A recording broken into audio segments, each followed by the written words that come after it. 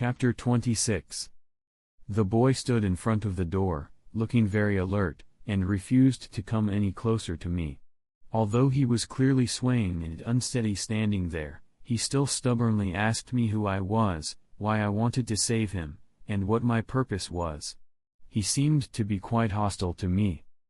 I picked up the quilt that had fallen to the ground when I stood up, spread my hands helplessly, and asked back, "Look at me, a skinny, weak and well-mannered little girl, who is probably not even as tall as your shoulders and can hardly unscrew a bottle cap. What intentions could I have towards you? Besides, what reason do I need to save someone? Can't you just think of it as me doing a good deed? I saw you dying on the side of the road and picked you up. Fortunately, you woke up on your own, otherwise if you died in my house while trying to save someone, I might have been charged with murder for nothing." I spoke casually while paying attention to his expression. I could clearly feel that his vigilance towards me relaxed a little after hearing this. But only a little. I don't know whether he still remembers me or not, but when I first came to this world, there were very few people who talked to me, so I remember him. Also, his experience at that time always made me a little uneasy and worried about him for no reason, so I have always had a deep impression of him and the child who traveled with him. In fact, objectively speaking, there was no need for me to explain it to him in such detail. With the boy's current state, I could easily defeat 10 of them, so his vigilance and hostility posed no threat to me at all.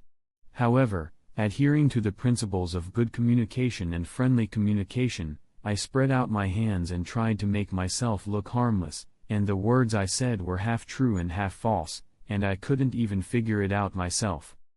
The main reason why he relaxed his vigilance towards me was probably because he felt that a little girl who looked very thin and weak would not pose any threat to him. The reason why he remained vigilant was that he was not sure if there was anyone else in the house. I'm not the type who likes to cause trouble. Seeing that he was silent, I continued, "If they really wanted to harm you, there would be no need to bring you home. What perpetrator would be so kind as to give the victim medicine and measure the temperature? Similarly, if they had any intentions towards you, they wouldn't just leave you in the bedroom so casually. Otherwise, what if you woke up and pretended to be asleep and ran away when I wasn't paying attention? If you really don't trust me and must ask for a reason."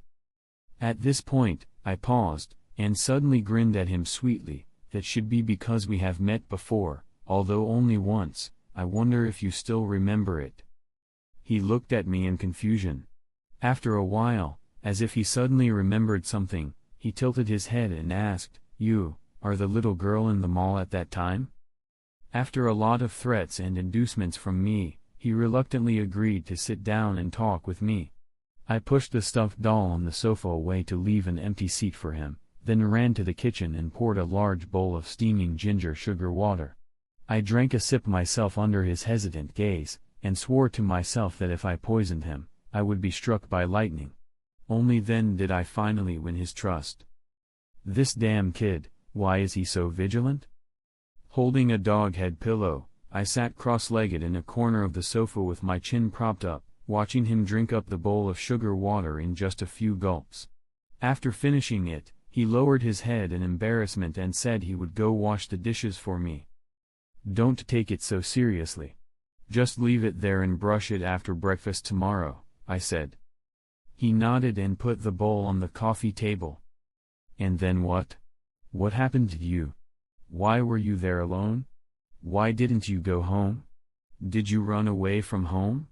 Or did something happen at home? Where was the other little boy who was with you at the time?" I stared at him and asked all the questions in one breath. As soon as the words fell, the atmosphere suddenly became gloomy again. I knew asking this might hurt him, but if he didn't explain what was going on, there was nothing I could do to help him. Although I am not the kind of person who likes to cause trouble, the child is already in my home. As an adult who is mentally more mature than him, it is a bit unreasonable for me to ignore such a young child. Besides, I also care about what happened after that day. He lowered his eyes to the ground, remained silent for a long time, and suddenly said coldly, "It has nothing to do with you." Huh? I was choked by his words. This kid looked so well behaved, but I didn't expect him to be so irritating when he spoke. I clenched my fists and gritted my teeth. Considering that he was still sick, I swallowed my anger and continued to say with a smile, "That's too much. He clearly meant well and wanted to help you. I don't need your help. I've already told you that this has nothing to do with you. I'll be leaving early tomorrow morning. Just pretend you've never seen me." "Leaving early tomorrow morning? Where do you want to go?" "This villa is on the outskirts of the city. With your current physical condition, let alone walking back, I estimate that you will faint and die on the road before you can even get halfway there. And even if you get there, where are you going? If I'm not mistaken, your home is not nearby. If there was a place you could live nearby, you wouldn't have fainted on the roadside and been picked up by me. Nothing to do with me. That sounds good, but what are you going to do after you leave here? You have to save face and suffer for such a good reason. After all, I am your savior. What's wrong with trusting me a little? Didn't you just promise to sit down and talk to me?" I gritted my teeth, suppressing my anger, and said unhappily. He was stunned by my fierceness. Time stood still for a long time, and only the breathing of two people echoed in the empty room. I suddenly wondered if my attitude was too bad just now. After all, the person in front of me was just a child who hadn't even lost his baby fat yet. He was not like Hisaka or Illumi, who could automatically filter out my tone and find key information in the conversation. Because they had never experienced big storms, children's psychology was often more fragile. It was possible that my radical remarks would not have any positive effect at all, but would make things worse. Thinking of this, I couldn't help but feel a little guilty. I wanted to find a topic to show my weakness and ease the atmosphere, but before I had time to think about what to say, the boy spoke first. "I'm sorry," he whispered. "Huh?" I was stunned. What happened? Why did he apologize to me? This is different from what we agreed on. I was still struggling with what to say. "You're right, you are my savior. I shouldn't be so rude to you. You are just a little girl younger than me. You shouldn't have to bear all these negative emotions from me." "I'm sorry," he continued. "Damn. I really am treated as a child like him. I will tell you the whole story, but I'm sorry, I still can't completely trust you." His voice became lower and lower, and the depression and sadness that were beyond words could be clearly felt just by looking at him. When he said this, he couldn't even control his breathing and became disordered. Pyro. The little boy who was with me, as well as his father, mother, relatives, friends. Everyone in the entire village is dead. They were killed after their eyes were taken away. No one is left. He lowered his head, spoke in despair with a trembling body, tears slid down the side of his face and dripped onto the thin quilt he was holding in front of him, leaving a pool of marks. Chapter 27. I always thought this was something that only happened in novels. I already thought it was excessive that Illumi wiped out more than 20 people in an organization in one go, but a total of 128 people in an entire village were killed without a single one left. What on earth does this mean? The first time I saw Hisaka cut off a person's head in front of me, blood gushing out of the arteries, I vomited for a whole night, and after that I didn't eat much for a week. Later, I forced myself to overcome my fear and participate in their actions. In this bizarre world with the power of mind and various unusual rules, perhaps for the strong, killing is just a fun game of chase. When Illumi's large mind nail is pressed into someone's head, a crisp click can be heard, the sound of the skull being pierced, like using a key to open a lock, fingertips feeling a shock, as if pressing a hidden button. I know perfectly well that once that needle goes in, the person will most likely die, with no control at all, but I still stubbornly cling to a bottom line: I don't kill casually. At first, after doing such a thing, I couldn't handle the psychological pressure and vomited uncontrollably. Occasionally, I'd imagined that if I'd never learned Nen in this world, I might have been adopted by a normal couple and lived a leisurely life. But then I changed my mind. This world is full of monsters. If I had no Nen ability, I probably would have been captured by traffickers and sold for parts. During that time, I brainwashed myself daily, repeating, I don't care whether I kill someone, I only care if they deserve it. I tried desperately to internalize the rules of this world with logic, but it didn't work. So I resorted to the most primitive self-persuasion, I would only kill those who were necessary. Perhaps this rule seems ridiculous to others, but to me it's my lifeline, the only way to escape nightmares and fit into these rules. Later, as I adjusted, I relaxed it too. Don't kill the unnecessary, help friends when they need help, don't pity innocent bystanders who die, and don't meddle in other people's affairs. The first two are easy. The last two are situational. During this time, Illumi reinforced in me the idea of not doing unnecessary things, and I followed it without even realizing. Physical training adapts in a month. Killing people takes far longer to accept. Half a month ago I found the newspaper reporting the massacre of the Kuruta village. It was buried in a pile of old news, just a small blurb, with some cold logic, concise but brutal. After reading it in silence, I felt as if my heart had been crushed by giant hands. That event was beyond imagination. The real facts, printed coldly in black and white, felt surreal. I stood there clutching the paper, hesitating to approach him, like I'd be deliberately rubbing salt in wounds. I rushed back the same night the news broke. A low, hoarse voice broke through, as if he was talking to himself, not me. Because we returned so fast, the bodies hadn't begun to decay. I checked every one, elders, fathers, mothers, friends, neighbors, children. Everyone was motionless, sitting facing each other inside. Blood had pooled inside and dried, staining the doorstep dark black. I pushed in, and the same scene greeted me in every house. The stench made you cry. Dried blood, pale skin. Some heads had been cut off and held in the arms of their own headless bodies. All the red eyes were hollowed out. I gathered every body and dug graves for all 128 people. It took 3 full days. By the end, some corpses had started to putrefy. It was the first time I understood how human decay happens. His head bowed, his entire body trembling, tears falling like pearls off a broken string, but no sound of sobbing escaped.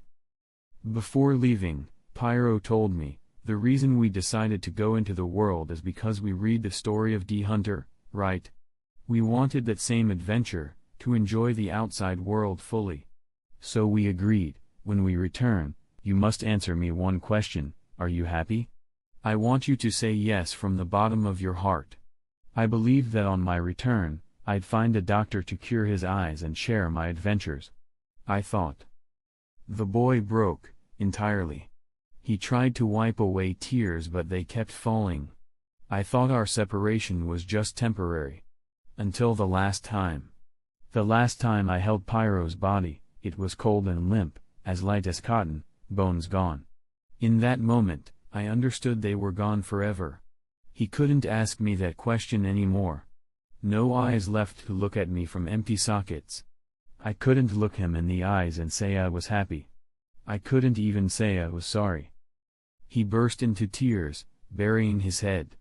I felt a knot in my throat, vision blurring. I couldn't see him clearly. Tears streamed down my face of their own accord. I wiped them with my sleeve, trying to remain calm. I've lost count of how many times I've cried since arriving here. I could barely imagine his emotional torment as he described this. My chest tightened, my eyes pounded, everything blurred and warped. As a bystander, I felt my heart freeze hearing his words. As the one who lived it, he endured beyond anything I could fathom. In that bottomless despair, how did he survive to this day? Especially as a child? The watch ticks on behind the glass frame.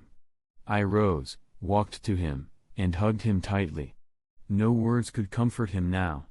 Even though we were barely acquaintances, I wanted him to know, with me, he's not alone anymore. Chapter 28. Time passed slowly and quietly. It felt like a very long time had elapsed. The boy I held tightly calmed down little by little. His crying gradually stopped. After some time, he wiped his face and said in a low voice, "I'm sorry, I lost my composure in front of you. I shouldn't have said that. You had no obligation to help me."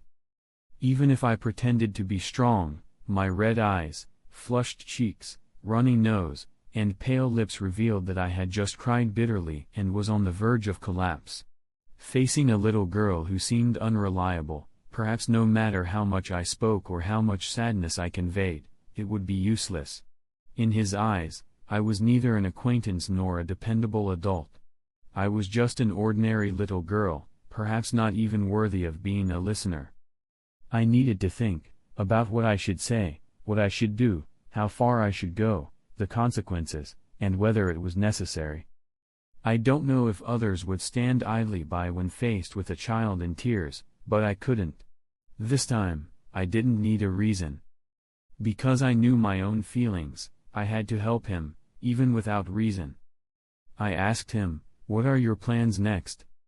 The boy lowered his head and remained silent. I walked around and sat next to him, tore off a piece of candy, and put it in my mouth. I waited quietly for his answer. "I want revenge," he whispered after a long pause.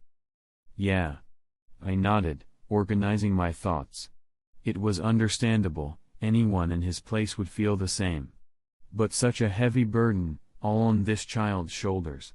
Now it had become chains he might never shed. These chains would shape his future, his growth, and one day might even become a weapon that turns on him. But perhaps he didn't even have a choice.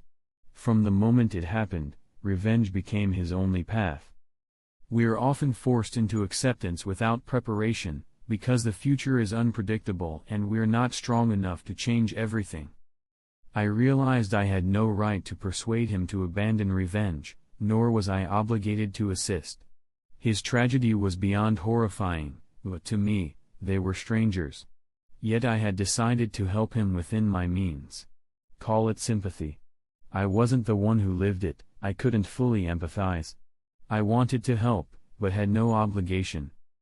"So, let's do what you've planned first. We can consider the rest later." I sighed. Despite how I felt, I'd been heavily influenced by Hisoka and Illumi lately, their words echoing in my mind. One warned against meddling in others' affairs, the other advised not to trust easily. By Illumi's standards, what I'm doing is meddling. What about? Before revenge? I peeled another candy and offered it. He gently shook his head in refusal. I ate it myself, teeth crunching sugar crisply. Smoothing the wrapper, I continued, "Even if you want revenge, you still have to live. Revenge doesn't feed you. What about food, shelter, transport, have you planned for that? I just read the report, it didn't mention who did this. Do you know anything? Whoever could massacre a village must be strong. You can't take revenge in your current condition. Do you have a plan?" He fell silent, then shook his head. "I haven't thought about that. And the murderer? It's not just one person. From traces and footprints, it seems to be at least 6 or 7, likely an organized gang. No bullets, only knives and blunt force. So they're powerful. My people aren't that easy to kill. This wasn't murder. It was a massacre." I was impressed by his rational observation and inferences. But when he said this, I sensed a faint murderous aura. I instinctively tensed and watched him raise his head. His eyelids lifted, and his eyes, clear and luminous red, met mine without hesitation. A scarlet brighter than any gem. Even the finest ruby could not rival it. Like a blood moon, shrouded in mystery. For a moment, I couldn't look away. I finally understood why Kuruda eyes were coveted. The report noted, the fiery red eyes that appear when angry are the brightest, fetching high prices on the black market. Now that I see them, it's true. No one could resist such beauty. Rare treasures draw collectors from afar. Supply and demand fuel a lucrative market. What Hisako warned, never underestimate the greed spawned by human desire. Because of that report, I realized he was angry, and yet, I smiled sincerely. They're really beautiful. His scarlet eyes faded faintly. My praise probably made him uncomfortable. Even sincerely stated, it was because of that beauty his tribe was destroyed. And yet, hating such eyes felt understandable. "Thank you," he said suddenly. I blinked, surprised. The dark aura had receded. He calmed and repeated, "Thank you for the compliment earlier." It seemed he didn't blame his fate as I expected. He looked at me with tenderness and serenity, like a faithful believer expressing hope. I tossed the candy wrapper in the bin, rubbed my temple, and sighed, perhaps comically, given I was a 10-year-old girl. Listen carefully to what I'm about to say.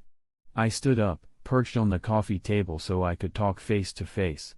Mimicking Illumi's negotiation posture, cross-legged, arms folded, looking him straight in the eye, my tone grew serious. "I have a few suggestions. If you agree, nod.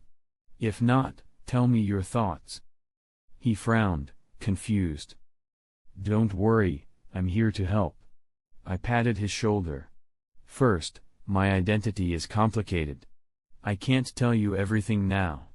But know this, I'm not your enemy, and I don't know your enemy.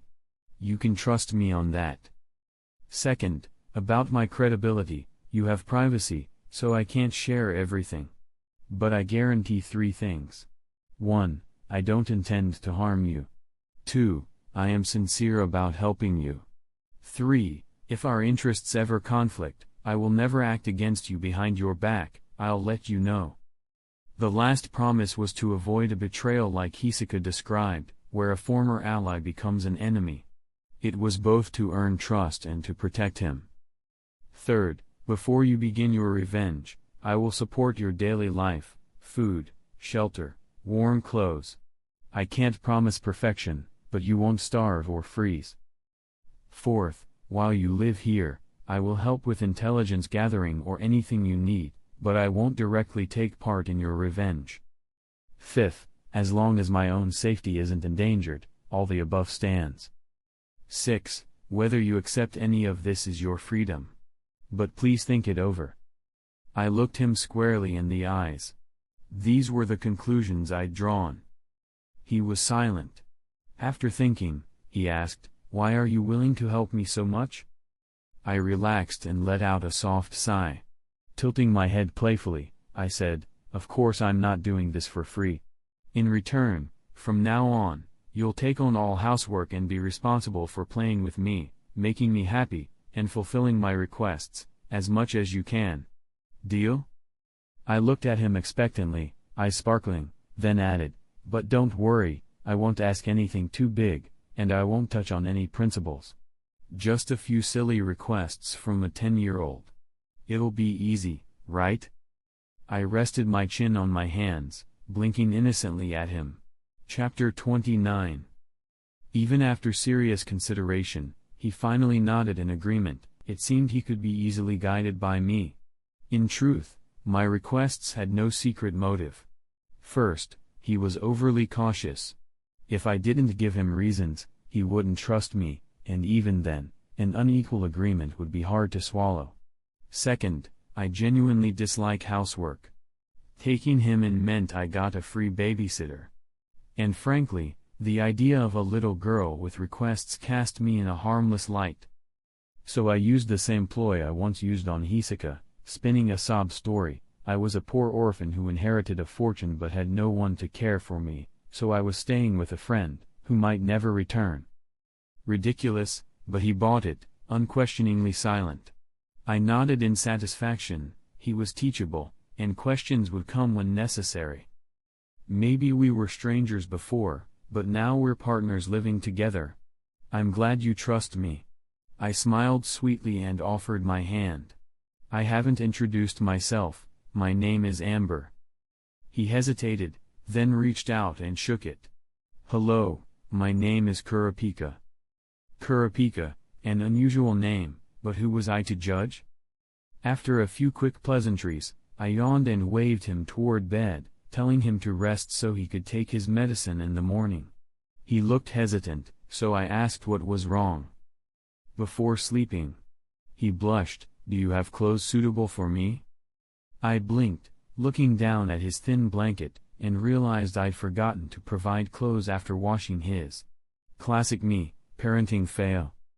I searched upstairs, but all clothes were either too feminine or too small. He refused anything from a girl's room, so I rifled through until I found a pair of beige and brown cropped overalls, loose enough to fit his size, plus a basic oversized long sleeve and a matching bow tie. The boyish vibe was perfect. Too lazy to walk down, I rolled the clothes and tossed them downstairs with 2 hangers. I yelled, "The black one's for you. Don't sleep in a shirt, it'll wrinkle." Kurapika looked puzzled but accepted them, studying them in the hallway. I leaned on the rail, snickering. When he paused midair and asked, "This? Are you serious?" I chuckled. "Of course, these have been washed, so they're clean." A long cattail hem hung by his ankle as he returned quietly to change. Determined to play the friendly partner, I woke early to prepare breakfast. He's 12, 2 years older than me, but with no hobbies, his mind set only on revenge. I can fry eggs and toast bread without destroying the kitchen. I found bacon and jam, though I wondered how long it had been since he'd eaten well. I debated bread supply. And almost considered instant noodles. I stacked fried eggs on plates, standing on a stool, because this kitchen isn't built for under 1.9 million people. I assumed the toaster auto-timed, only to retrieve charcoal bread. I battled the kitchen but eventually assembled a messy but edible spread. It was 7:30, and breakfast was ready. I burst into his room. He was sleeping soundly. His fever had gone. 1 dose of medicine did the trick. Upon sensing me, he woke, and I teased, "Hey, get up. You'll miss breakfast if you don't hurry." In black cat pajamas, he sat up, blushing furiously. "You can't just walk into someone's room, get out, I need to change." He slammed the door. I rubbed my nose in mock distress. Kids these days. So easily embarrassed. Moments later, he stepped out, looking much cleaner and different from last night's dirty child. Washing, pajamas, morning light, his golden-tipped hair, brown transparent eyes, fair skin. I couldn't help smacking my lips in praise. "It looks really good," I exclaimed. He shrugged, then asked if I'd cooked breakfast. I nodded, but hesitated, because he smelled so clean. "Did he bathe last night?" "When did you shower?" "Why didn't I notice?" I asked, sniffing playfully. "After I got your clothes last night. I didn't want to disturb you," he murmured. "Sorry for using your bathroom." "It's fine. I'm more curious, which body wash?" I grinned. "Orange flavor." "Orange shampoo? That's cute, even if my favorite is cherry blossom. It's light and warm, and this smells good, too." He nodded as I rambled. Our daily life officially began in that simple exchange. I seated him and proudly presented breakfast. "Just be grateful, this is the first time I've cooked for anyone since I was a little girl. You're lucky." He picked up his chopsticks, paused, then sipped milk carefully. "Bread, egg, bacon," he ate slowly, expression solemn, as if enduring punishment. Confused, I wondered if I'd cooked that badly. Finally he sighed, "You don't know cooking at all. Sugar as salt? That only happens in stories." I stared, heart sinking. "And you tried to salt bacon, even though those rolls are pre-salted. Plus sugar." He poked the egg. I grabbed a grain from the shaker, it was sugar. And the sugar jar was sugar, too. No salt in sight. No wonder he hadn't complained about milk. Defeated, I told him to stop eating. "Let's go out later." He looked at me calmly and said, "From now on, I'll cook for you." Chapter 30. Knowing he can cook was an unexpected bonus. How many children his age can cook? As an adult, I can't even tell salt from sugar. But that's enough, let's move on. It meant no more 3 meals of toast and instant noodles, and I wouldn't need to trek for a hot meal. I felt proud of taking him in. While he washed the dishes, I called Illumi, told him about the situation, and asked if he could accept this arrangement. "Sure," Illumi said.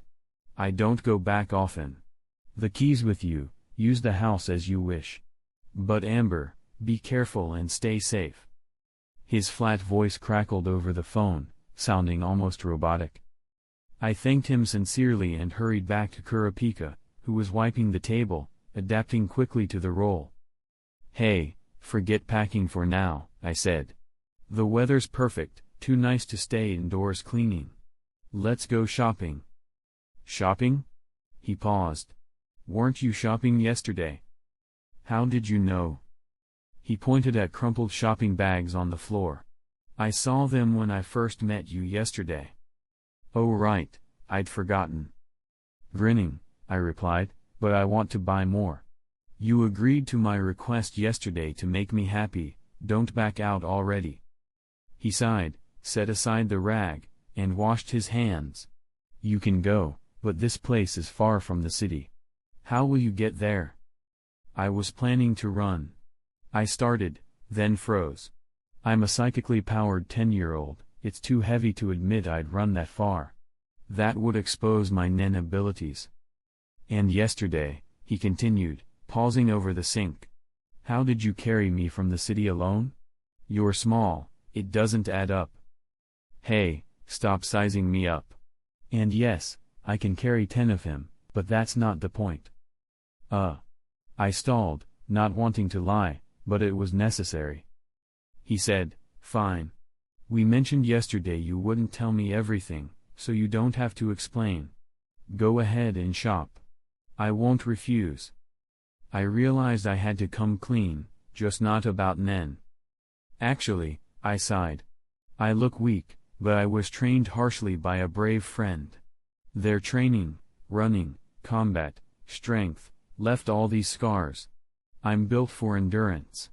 I can run to the city in about 40 minutes. It was clumsy, but at least passed muster." Kurapika considered, then patted my shoulder. "You worked hard. How does he so easily buy nonsense but doubt serious things?" We decided to run together, though I worried it would turn into a half-hour plod. Still, his fitness surprised me. Despite the long run, he kept pace, finishing just over 30 minutes. Truly strong, just as Hisaka said. We reached the city. He looked tired, so I took him for a hot meal and gave him more fever medicine. Then, as the mall opened, I treated him to shopping, letting him choose anything, claiming I was wealthy. Another lie, but I wanted gifts to lift his spirits. Though composed outwardly, Kurapika's sorrow flickered through his eyes, a boy behind iron bars, reaching out silently for comfort. Material help was only part of my goal. I worried that revenge would drag him under. I believe hatred and hope can coexist. I need him here with me, so I can see his pure smile again one day. If you asked why else, I felt understood his loneliness. I, too, lost people close to me. I knew his heart, so I extended a hand. Companionship is mutual. We shopped until our arms ached. He didn't want anything, just carried bags silently. At the ice cream stand, I posed dramatically, "You really don't want anything? Usually kids go wild in a mall." "You're the child here," he replied coolly, still slightly distant. "I came to accompany you. Don't worry about me." Stubborn, I sighed. I bought 2 vanilla cones, then handed one to him, as part of our agreement, morning treat. He stared, a little stunned, then accepted the cone in quiet compliance. Chapter 31.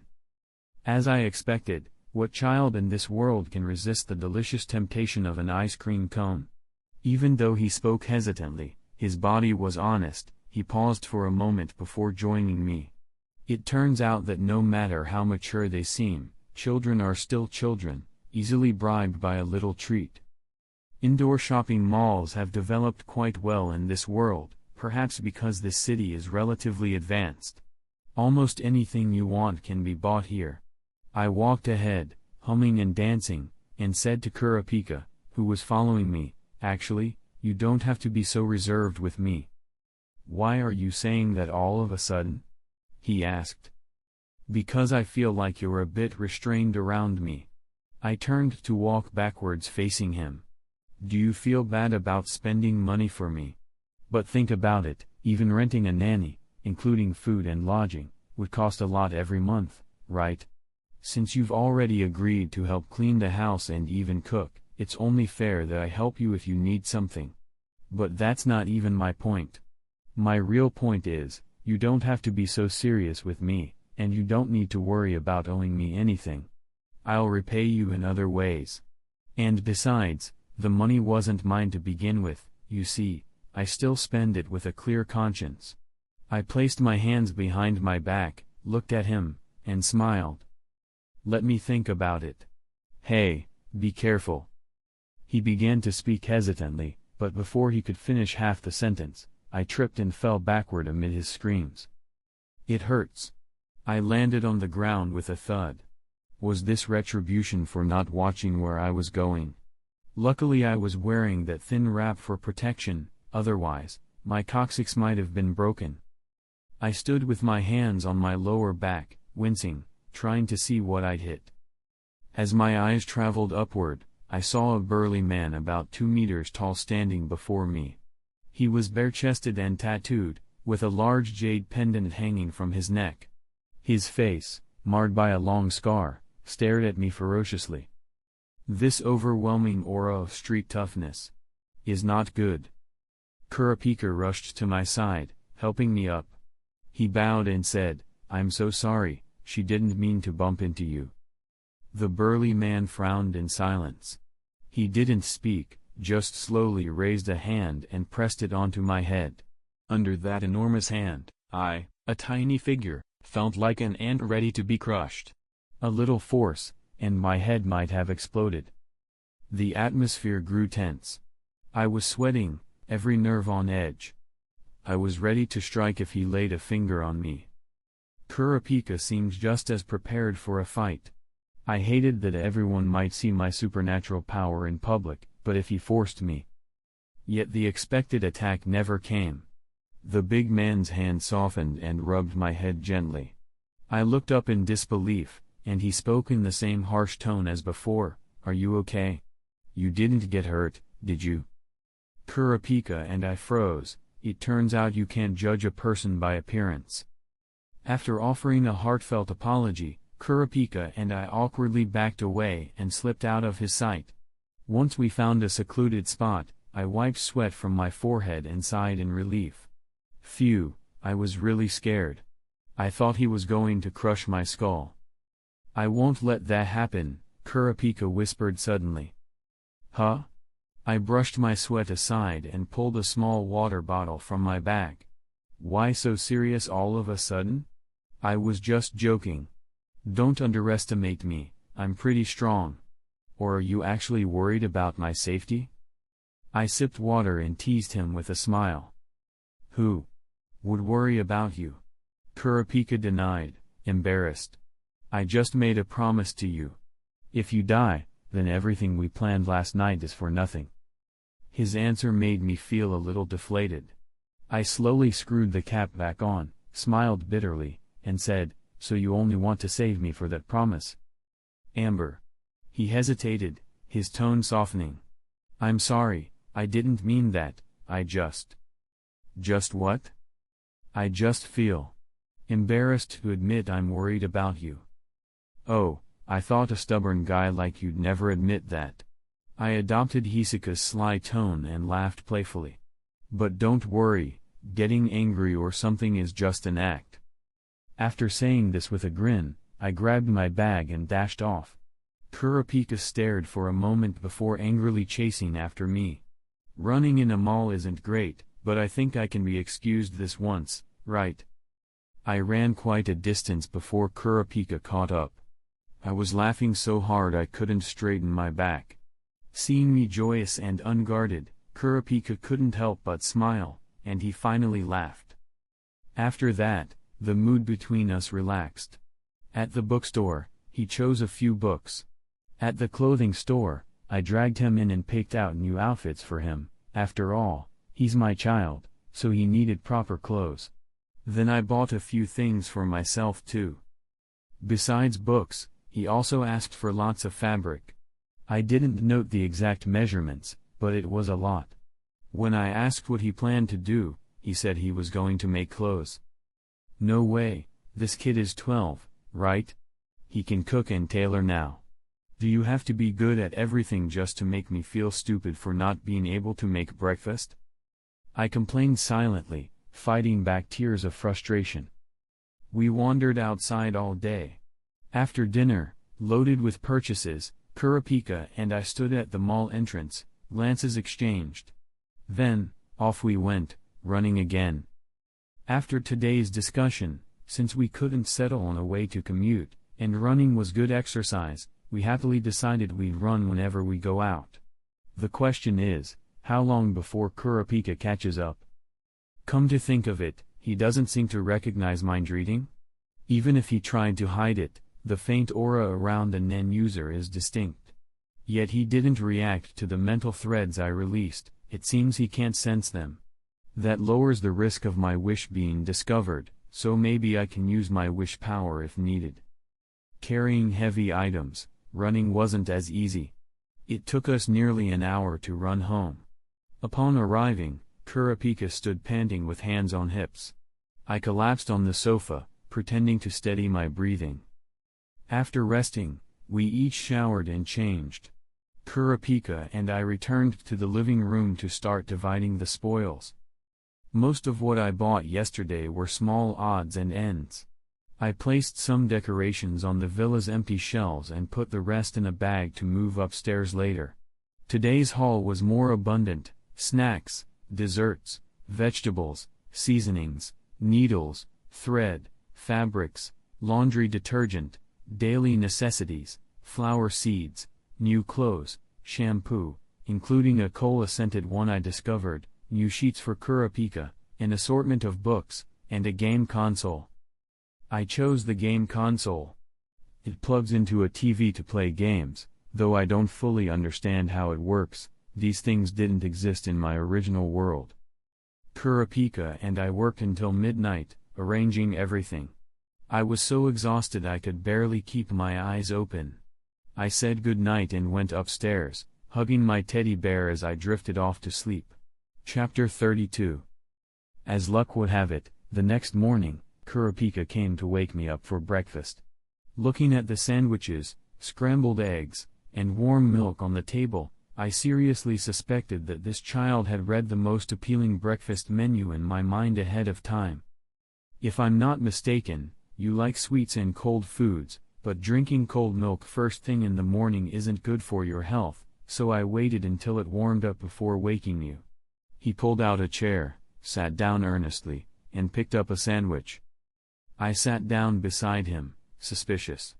Feeling the milk's temperature, I asked, "How did you know?" "Just a guess." He took a deliberate bite, chewed slowly, swallowed, and continued, "Because yesterday you bought mostly desserts and sweet breads from the fridge, it's easy to tell you like sweets. As for cold foods, you asked me to eat yesterday when the milk was already warm, meaning it must have been heated and left to cool. And when we went out to eat, didn't you wait a while before drinking that hot soup?" I paused, unsure what to say, so I nodded. This child could really notice little details. Could this be the legendary Leeuwenhoek boy? But his cooking actually tasted good. After that long-awaited proper breakfast, Kurapika resolved to fulfill his image as a diligent, responsible nanny. He rolled up his sleeves and got to cleaning. He was wearing that baggy half-sleeve shirt and loose knee-length shorts I bought him yesterday, an outfit I'd never picked for a man before, but he looked like an energetic sporty kid. Boys do seem more lively when dressed like that. I also realized this child had a hidden tsundere side. He told me not to buy clothes yesterday, yet he bought them and wore them today.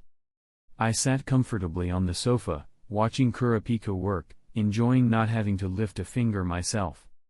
From washing dishes, sweeping and mopping the floor, wiping cabinets, to even washing clothes, Kurapika showed he was surprisingly skilled at housework. This omnipotence can't be described with ordinary terms. Is he virtuous? I always feel that if a man married him in the future, he'd live a happy life. I held a lollipop and pondered. He didn't want my help at all. Feeling a bit guilty watching him do all the work, I offered, but he politely refused. I had no interest in chores anyway, so I just watched. The TV was playing an early childhood education cartoon. I was enjoying it. The weather was pleasant, the sheer curtains were half closed, the breeze wafted through. Before I knew it, I dozed off on the sofa. I don't know how long I slept, but I fell into a chaotic dream. In the dream, this world was a nested game, layers within layers, each looking the same but fundamentally different. The sky was cloudy and it continuously rained. I fled desperately and accidentally slipped into the next layer. That world was built on yellow silt and giant beast bones. I slid until reaching the final layer, where I faintly heard a boy crying, "Save me." I woke up with a start. Cold sweat dripped down my face. I sat frozen, breathing rapidly, mind blank. As I gasped, a soft voice sounded beside me. "A nightmare?" Kurapika handed me a glass of water. "You looked in pain. Would you like some to calm down?" "Thank you," I whispered, taking weak sips. After a moment, feeling steadier, he gently asked, "What did you dream? If it was a nightmare, it might help to talk about it." "Nothing." I shook my head and tried to reassure him. "By the way, what time is it? How's the cleaning?" "You slept for a long time, it's past lunchtime," he said. "The cleaning's nearly done, except your bedroom upstairs." Mentioning my bedroom, his eyes scrupulously averted. "That's great," I patted his arm happily. "Don't be afraid, kid, this next mission conquering my room is yours." "I don't really want to go into a girl's room." He declined politely. "That's ridiculous. I invited you in." I stood and nudged him toward the stairs. "But I don't think it's a good idea." He resisted. "I don't want your opinion, I want mine." I decisively shut down his objection. "Are you kidding? We've cleaned the whole villa except my bedroom. It's only fair I let you finish it." I opened the door upstairs, then headed downstairs for cleaning supplies. He had no choice but to comply. Meow, haha, bullying kids is so fun. Oh dear, I must be channeling that pervert Hisaka. The door opened to reveal a room so cute it was full of pink tones. I'd grown used to it after staring at it all this time, but Kurapika was genuinely surprised. "You actually decorated in this style?" His eyes widened with shock before he quickly masked it. Watching his expression, I felt suddenly uneasy. "What? Who isn't a lolly? Don't I deserve a dreamy girly room in cute pink? Though I don't actually like it that much." I cleared my throat, resumed a calm voice, and said, "There's a reason for this decor. But none of it matters. So stop babbling, I told you, go in and clean." Playtime was over. In the afternoon, Kurapika and I went to the garden to weed. We planned to renovate the big garden, otherwise, it'd always look desolate, like a haunted house. I actually didn't understand why flowers were planted in autumn. I'd never gardened before. Aren't plants usually sown in spring or summer? Later, when we were buying seeds, Kurapika explained that these flowers are planted in autumn, bloom in early spring, and continue blooming through late autumn. After hearing that, I didn't ask more. You're from this world, so you decide. Weeding was tiring. The Illumi family garden was wide, with patches of grass taller than me. I worked all afternoon but only cleared the area near the door. It had been 3 days since heavy rain, so the soil was still damp. Kurapika and I were covered in mud, but too exhausted to care. We sat on the ground to rest. We didn't emerge until sunset. We dusted ourselves off and went in to shower. Both bathrooms had washing machines, so we cleaned our own clothes. After a leisurely shower, I came downstairs to find Kurapika had finished cleaning and was preparing dinner. Drops of water dripped from his golden hair onto the white towel around his neck. I sat at the table, absent-mindedly eating a slice of strawberry cake and staring at him. While cooking, he turned and said, "If you eat dessert now, you won't eat your meal. If you don't eat, you might not grow taller." "You're not growing taller." I glared at him. "I'm actually short and thin for my age, people might guess 7 or 8 years old." Hisaka drew a growth chart on the door to track my height in real time. "But since coming to this world, not only haven't I grown an inch, I haven't gained weight, despite eating a lot daily. It depresses me sometimes because I clearly feel underdeveloped." He put down his fork and bit the last strawberry. He chewed and thought before asking, "Kurapika, can you play games with me after dinner?" Dinner was nearly ready. Kurapika replied without turning, "What game?" I grinned at him and answered, "Playing house." "Hey Hunter's time for a legally required break. Did you know Nobunaga was originally going to be a much bigger threat? Yay. He was designed to rival Uvogin in power but became comic relief. Pretty cool. Rip actually scary Nobunaga. Now let's keep going." Chapter 33. Playing house doesn't have to be just a family of 3. When I was a child, I had a very good friend. Our happiest times were spent imagining unrealistic stories together. In those role-playing games, we each had identities and backgrounds. It continued until I graduated junior high and is one of the most precious memories of my childhood. If possible, I want Kurapika to experience that joy, even if not replicated perfectly. I want to leave him with memories like mine. When someone has a shining past, they won't lose themselves easily in darkness. A girl's dreams are always full of magic and pink bubbles, and her memories are equally pure and beautiful. Kurapika and I sat face to face on the carpet while I told him the outline of our story. He listened intently, tilting his head. Here's the story. 2 little girls met in the crowds on Earth.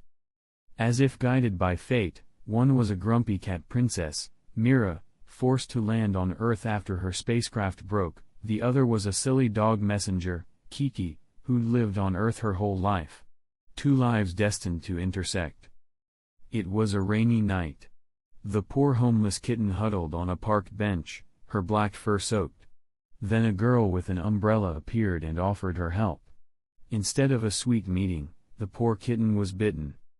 But that bite led to their fateful bond, and they began living together.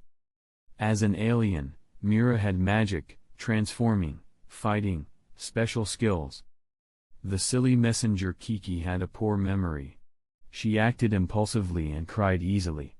Because she could read dreams, she accidentally saw Mira's past. They often quarreled, but it was always the princess who got angry. The poor messenger admitted her mistakes and apologized. A princess must have temper and dignity. Earth cats may not have 9 lives, but cats on Meow Planet did. Mira had lost 2 lives in war and assassination by personal guards. Though painful, it didn't affect her directly. Meow Planet's strength was among the best in the galaxy. Life and death blurred, emotions faded. She didn't understand why people cried so much. She never cried, during movies, failed rescues, dreams, or when being mistaken for a runaway. A princess shouldn't cry, nor be cowardly, and she certainly shouldn't make friends. Yet, when faced with an innocent girl who bore no grudge, even if Kiki teased her, "Hey, be careful or I'll kill you," Mira rushed over and hugged her again and again regardless. Kiki remembered Mira's favorite foods. She'd bring a pillow on rainy nights. When buying donuts, she'd share one with Mira. She believed they'd be friends forever.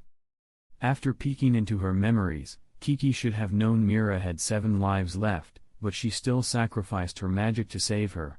Why? It was thankless, pointless. A princess shouldn't worry or thank. But oh, it's strange. Why, can't stop crying. Mira insisted she never cried. The foolish messenger lost her magic and memory, becoming an idiotic sheepdog.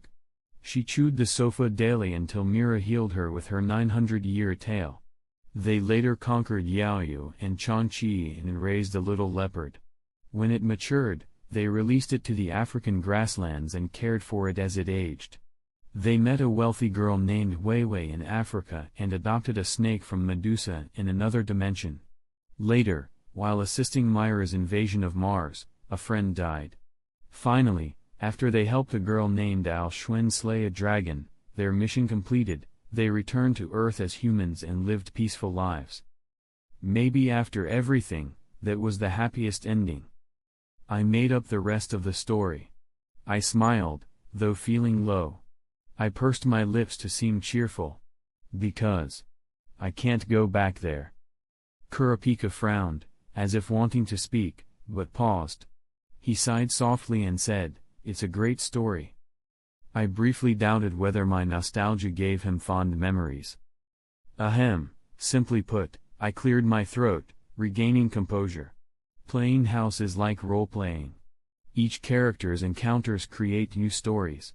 I'll be Princess Mira, and you create any identity you like. You have 15 minutes to decide. Come upstairs when you're ready. Wait, he half closed his eyes, cradled his belly and chin, thinking. But why upstairs? Why not here? Because upstairs is my base camp. I need to prepare it to make the game more exciting. I waved and stood. Anyway, just do your best, little apple. He watched me leave, and when I reached the stairs, he called out, "Amber? Anything?" I paused and turned back. "Any identities okay?" he asked. I nodded. This child seems sensible. He probably won't choose King Kong Barbie. I arranged dolls in 2 rows by size, sat on a small stool in the center, wore a paper crown, and held a folding fan. The props were all for immersion, not my personal preference. Once the room was arranged, I waited quietly. Soon there was a light knock. I cleared my throat and said, "Come in." The door opened. Kurapika entered wearing a bedsheet with a broomstick tied to his waist as a sword. I stared, amused. He was surprisingly serious. To match his tone, I forced a grin and said, "Who dares disturb Princess Mira so late? Stand careful or I'll kill you." I crossed my legs, folded my arms, chin raised in mock arrogance. He paused at the door, startled by my appearance and the doll guards, but quickly recovered. He approached silently, knees and footsteps echoing. It felt like a strange doll ceremony. He knelt, knight salute slightly off. "I'm Kiki, messenger from Wangxing. I've come to visit Her Royal Highness and present a letter. How does the princess fare?" He handed me the letter. Time seemed to freeze. Memory and reality overlapped, like returning to that midsummer day under swaying trees. A gap-toothed girl smiled like a sunflower and said, "Since your name is Mira, I will be called Kiki."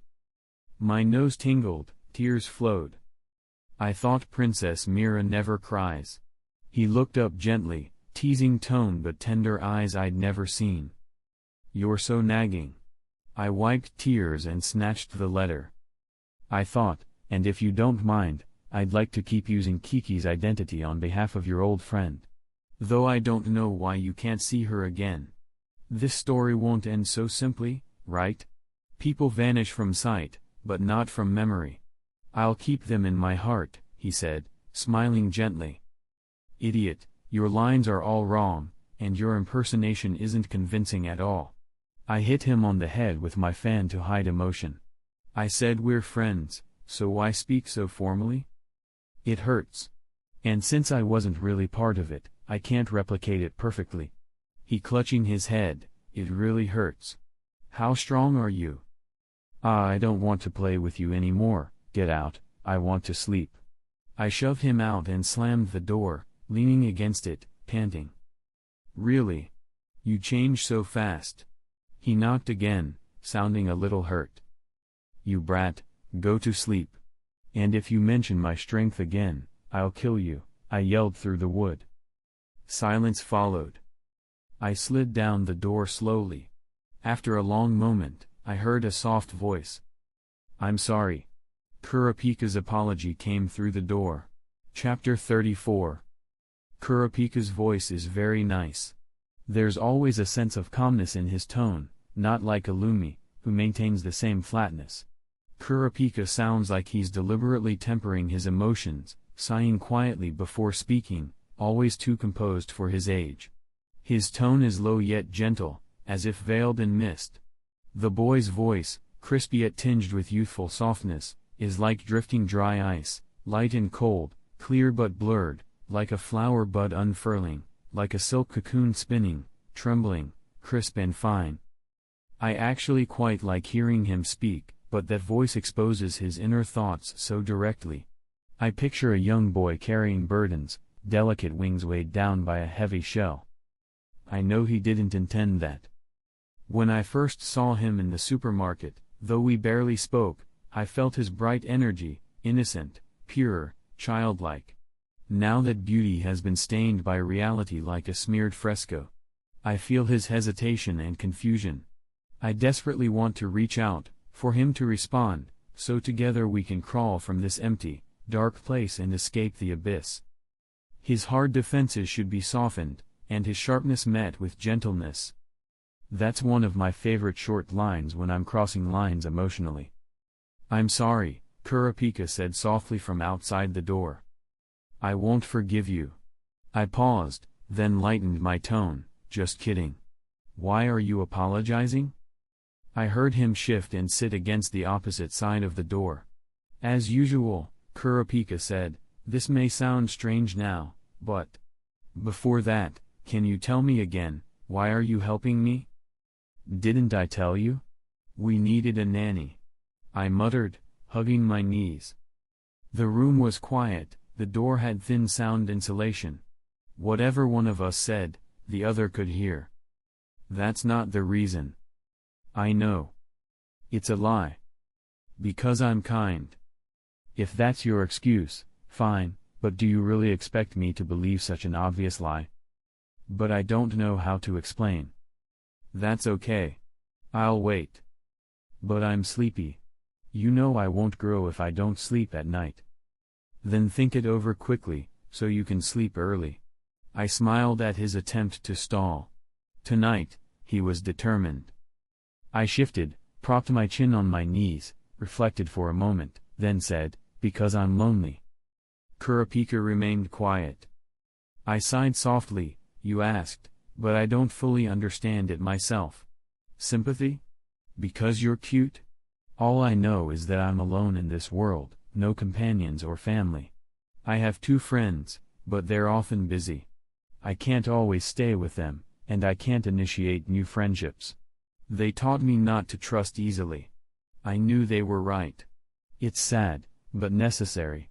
This emptiness feels awful. I always feel there's something missing and nothing can fill it. I'm afraid of being alone. The room's full of dolls. Before you came, they were my only company. But I couldn't trust them. I couldn't settle in or make friends. I had no idea what to do. I was really, terribly lonely. I paused, a faint sigh came from his side. Kurapika indicated he was listening but remained silent. So, I met you. I turned and leaned against the door, pressing a hand softly on it. When I first found you, I didn't overthink it. Seeing a familiar figure by the roadside, I thought, if I could help, why not? Then you woke and stood coldly at my bedroom door. You were distant, far sadder than me, equally alone. You looked haggard as if abandoned by the world. You cried before me, and I felt maybe, in some ways, We're alike. That's it. Maybe you'd refuse, but I still wanted you by my side. I paused, taking a breath. It's the first time I've cared for someone. I used to dislike children. But you're different. You're smart, capable, and reasonable. Even if you still keep your distance, that's okay, because I can't trust others easily either. Trust grows slowly through interaction, for both of us. You felt wild and wary, and I wanted to tame you, like the little prince tamed his fox. But I don't love you like the little prince loved his fox. Rose. I lost everything in my world, no one to love, so maybe I can be a good trainer. I don't have to return to my lonely planet for my Rose. I can train you until you grow up, or until you want to leave. That's fine, at least now, we're together. We maintain a strange relationship, you don't fully trust me, I don't fully trust you, but you still help clean, and I can play with you. My voice lowered, heavy with sorrow. I felt that my reason was painfully selfish. I'm sorry, he responded softly. So, what exactly are you apologizing for? I asked, wiping my tears with my sleeve, trying to adopt a fierce tone. I'm sorry for not believing you before, he replied calmly, gently. Huh? I was stunned. A soft, almost imperceptible laugh drifted from behind the door. I frowned in surprise and waited. You said it too, you're distant, and so in my Kurapika's voice remained calm, but gentler. Based on your words and actions, even if there were no flaws, I couldn't let down my guard. You're right, I'm like you. I mistrust easily. Without meeting you, I think I would have been alone forever. Do you remember your story, the two aliens? It sounded naive, but I felt your loneliness and sadness.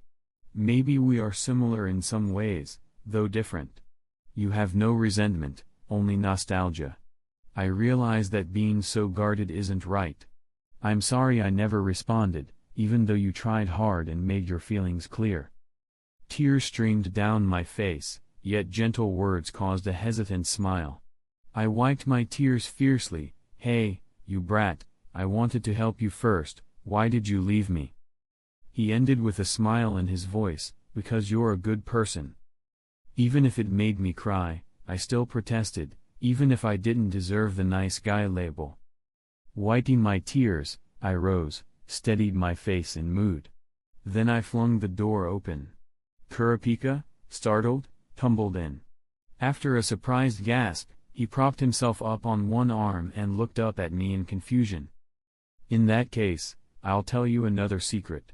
I crossed my arms, looked down at him, blinked back tears, and said, whether you believe it or not, Kurapika, I've decided to tell you. I paused and whispered, actually, I'm not from this world. Chapter 35.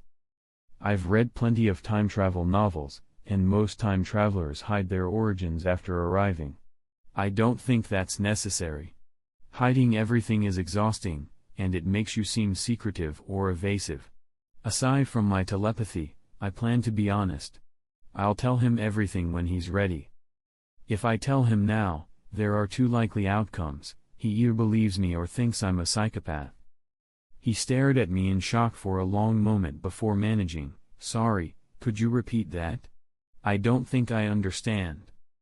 I said. I reached out and helped him up from the floor, then repeated calmly, I'm not from this world. He dusted off his clothes, untied the bed sheet from his shoulders, held it around himself, and was silent. Long enough that I almost laughed. Was it that much to process, or was he already planning to send me to a mental hospital? I don't think you're lying. You don't seem to have any motive to lie, and I want to trust you. But not from this world. I still can't quite wrap my head around that. Could you explain more? He finally asked, frowning. I nodded. Of course it's strange.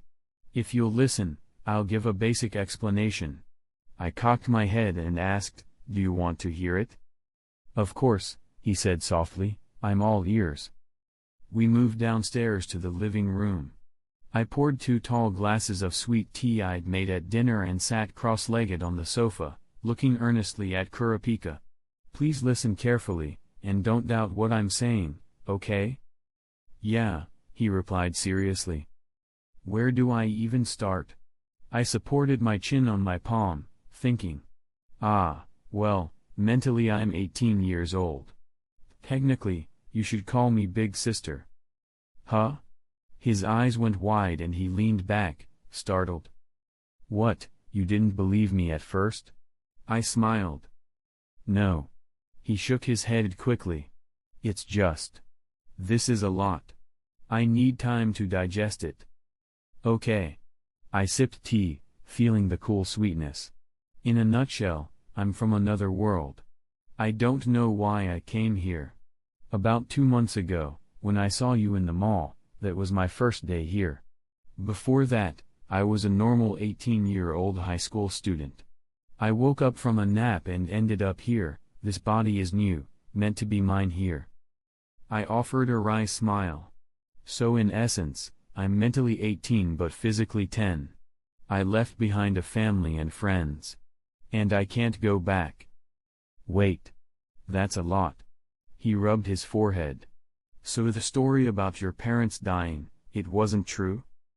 It was close, but not exactly. I lied because I didn't know how to explain. I'm sorry. No, I don't mind. It makes sense now. But I still have questions. Oh, right, I said. What I said about having 2 friends here isn't false. They're unusual. They trained me, and that's why I have injuries.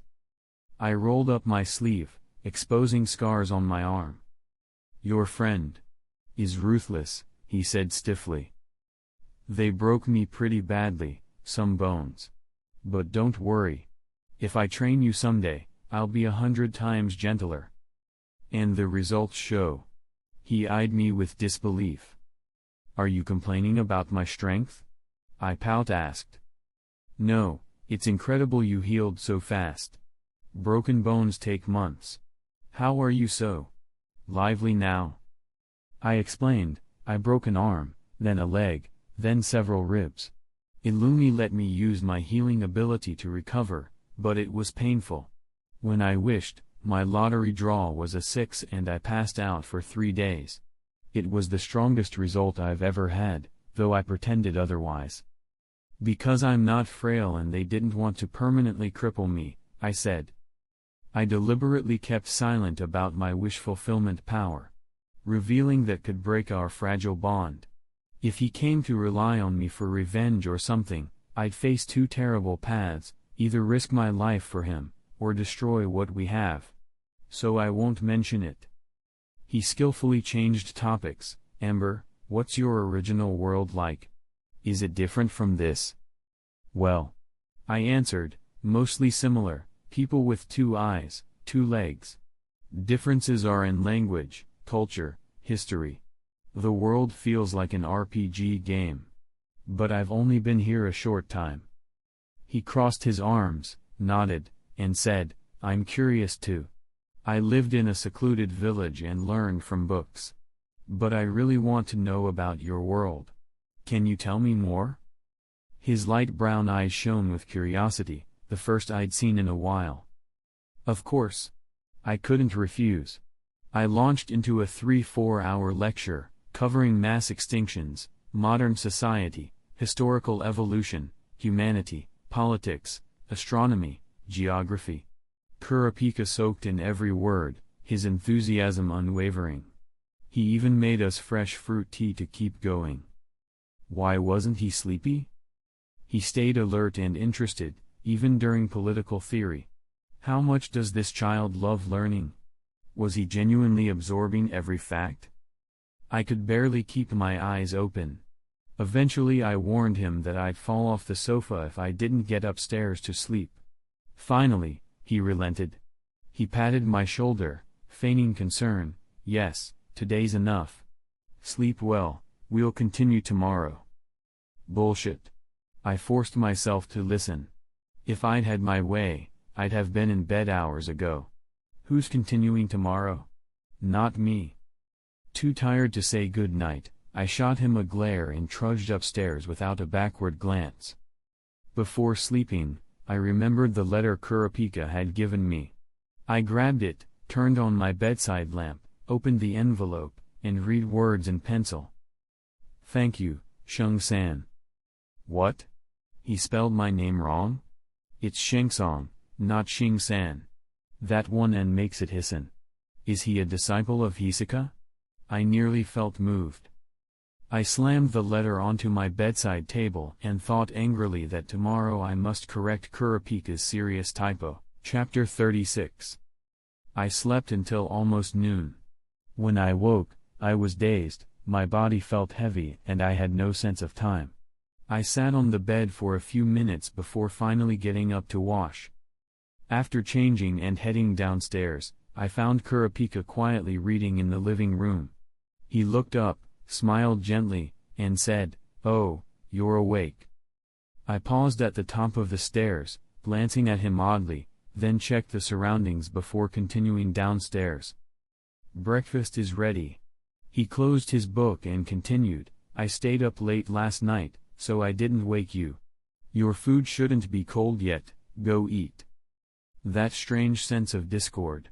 Despite our heartfelt talk last night, this sudden gentleness still feels unfamiliar. I said nothing and watched as he led me to the dining table. Today's breakfast, fried rice with sweet corn and snow peas, plus a cup of warm milk tea. I took a sip and nodded appreciatively. "I've been wondering how you, such a young kid, manage this. Recently, the food's been really good." "They're based on recipes." He pulled out a chair and sat across from me. "Remember the cookbooks I bought last time? I know a bit about cooking, but I've been trying new things based on your preferences. I can't guarantee perfection, but I hope you like them." "Thanks for your effort," I said, feeling slightly guilty. "I find it strange too," he said, folding his arms. "You said last night that mentally you're 18. You seem more mature than an average 10-year-old, but when I'm with you, I don't feel like I'm with an adult.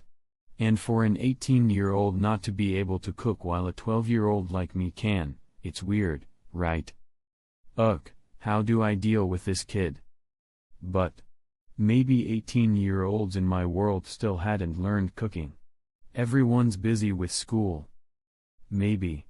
He leaned back casually, but even thinking back to last night, I still find it unreal. "You say you're from another world, yet when I asked, you answered on the spot. The detailed knowledge you shared is not something you can just fake. I have no reason to doubt you now." "I'm glad you believe me," I said, swallowing a spoonful of fried rice. "After I got back to my room last night, I thought about a lot, especially my future plans, and your questions.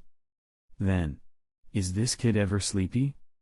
Suppressing my internal complaint, I nodded. "And?" Kurapika paused.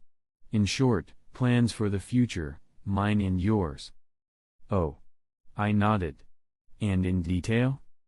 "I plan to catch the murderer myself, recover my clansman's scarlet eyes, and find intel on those responsible." His voice turned low and cold, he looked haunted. "I swear I'll bring them to justice, to ease the regret of my people." He was lost in his memories. I held my spoon, staring at him. Then, I reached out and patted his shoulder. He blinked back, and I said, "I'll help you. Whether it's revenge or searching for the fiery red eye, I won't stop him. If he wants to do it, I'll support him." "So, what about me? What are your plans for me?" I refocused on my rice and took a large bite. "That's what I was trying to ask you." He looked up, meeting my gaze formally. "You said last night you were alone in this world, with no goals or direction. Since neither of us has anywhere to go." He paused, eyes intense, emotion barely controlled. "Will you stay by my side forever?" "Huh?" I blinked, stunned, then laughed. "Kid, I was planning exactly that. Didn't we agree when I took you in? I'd stay until revenge, and beyond. You went so serious I thought you'd propose something huge." "No." He suddenly slammed his hands on the table, glaring at me. This is serious. And even if mentally I'm younger, physically I'm 2 years older, so stop calling me a brat. Okay, but you don't have to yell. I recoiled slightly. He sat back, arms folded, pouting. I called his name twice, but he ignored me. I sighed in mock surrender. This rice is really good. You'd never guess you're a beginner. He snorted noncommittally. How about this? I washed dishes today. I feel bad always making you do it. He turned away again. By the way, did you see that weekend play advertisement the other day? I jotted down the number. Want to book tickets and go together? He tilted his head further. Oh my God, I really don't know how to raise kids. Help. They say only girls and villains are hard to raise. There's real evidence now. I popped the last snow pea into my mouth. Kurapika glanced at me, expression softening. After thinking for a moment, he suddenly said, hesitantly, I'm sorry. Huh? I had just put down my spoon, ready to move on. His apology froze me. I lost my temper a bit back there, he admitted. So that's what it means to lose your temper. I said nothing, just squinted and continued wiping my mouth. As expected, this other-world stuff. Even if I believe it, it's hard to accept. When something unbelievable happens, you feel like it's an illusion, and could vanish at any moment. His voice was quiet and sad. I'm scared. I finished stacking the plates and setting the spoon down. After a moment's silence, I sighed softly, I get it. At first, I thought this world was fictional too. But then I realized I've been here over 2 months, and I'm real. So is this world. Don't worry, you won't wake up one day and find me gone. He looked into my eyes, searching for the truth. I met his gaze firmly. After a long pause, he smiled, relieved. I know. Chapter 37. The afternoon routine remained weeding. Initially, Kurapika and I estimated it would take at least 7 or 8 days. But after rejecting that labor-intensive plan as unladylike, Kurapika decided to redesign the garden. So the actual weeding was cursory. I relaxed in the small pavilion, eating candy and reading, while Kurapika measured and observed carefully. In the evening, he confidently showed me a simple blueprint, assuring that with his plan the garden would look beautiful and all flowers could be planted in just 2 days. I clapped and praised sincerely. You're the most capable child I've ever seen. Be a good kid, I'll take you out for candy in a few days. First, look at the blueprint before praising me. He lowered his head, closed his eyes, and sighed. Also, don't call me sister in front of others. I'm not childish enough to be called your brother by a 10-year-old. But it's a fact that you're younger than me. I was holding the last ice cream from the fridge, spoon between my lips, thinking we were low on sweets and needed to stock up. I'm sorry, but I won't admit that. Huh? So what if you won't admit it? Facts speak louder than words. He chuckled, expecting this. You really think if you say you're older, anyone will believe it? From your height, from your appearance, you look like a little girl younger than me. And if you call yourself my sister in front of others, it'll raise suspicion. Better to accept the age your body shows. He sat up straight, arms folded, eyes gently closed, and explained earnestly, as if schooling me. Why is he so serious about age? Never mind, if I could be younger, I'd be thrilled.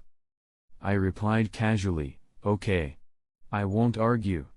I'm whatever age you say I am. He nodded, satisfied. Speaking of which, I want to discuss our future plans. Since we're working together, our plan should reflect both of us. My goal hasn't changed, but I know I can't achieve it alone. I think it's time to include training on the agenda. Yeah. I had no objections.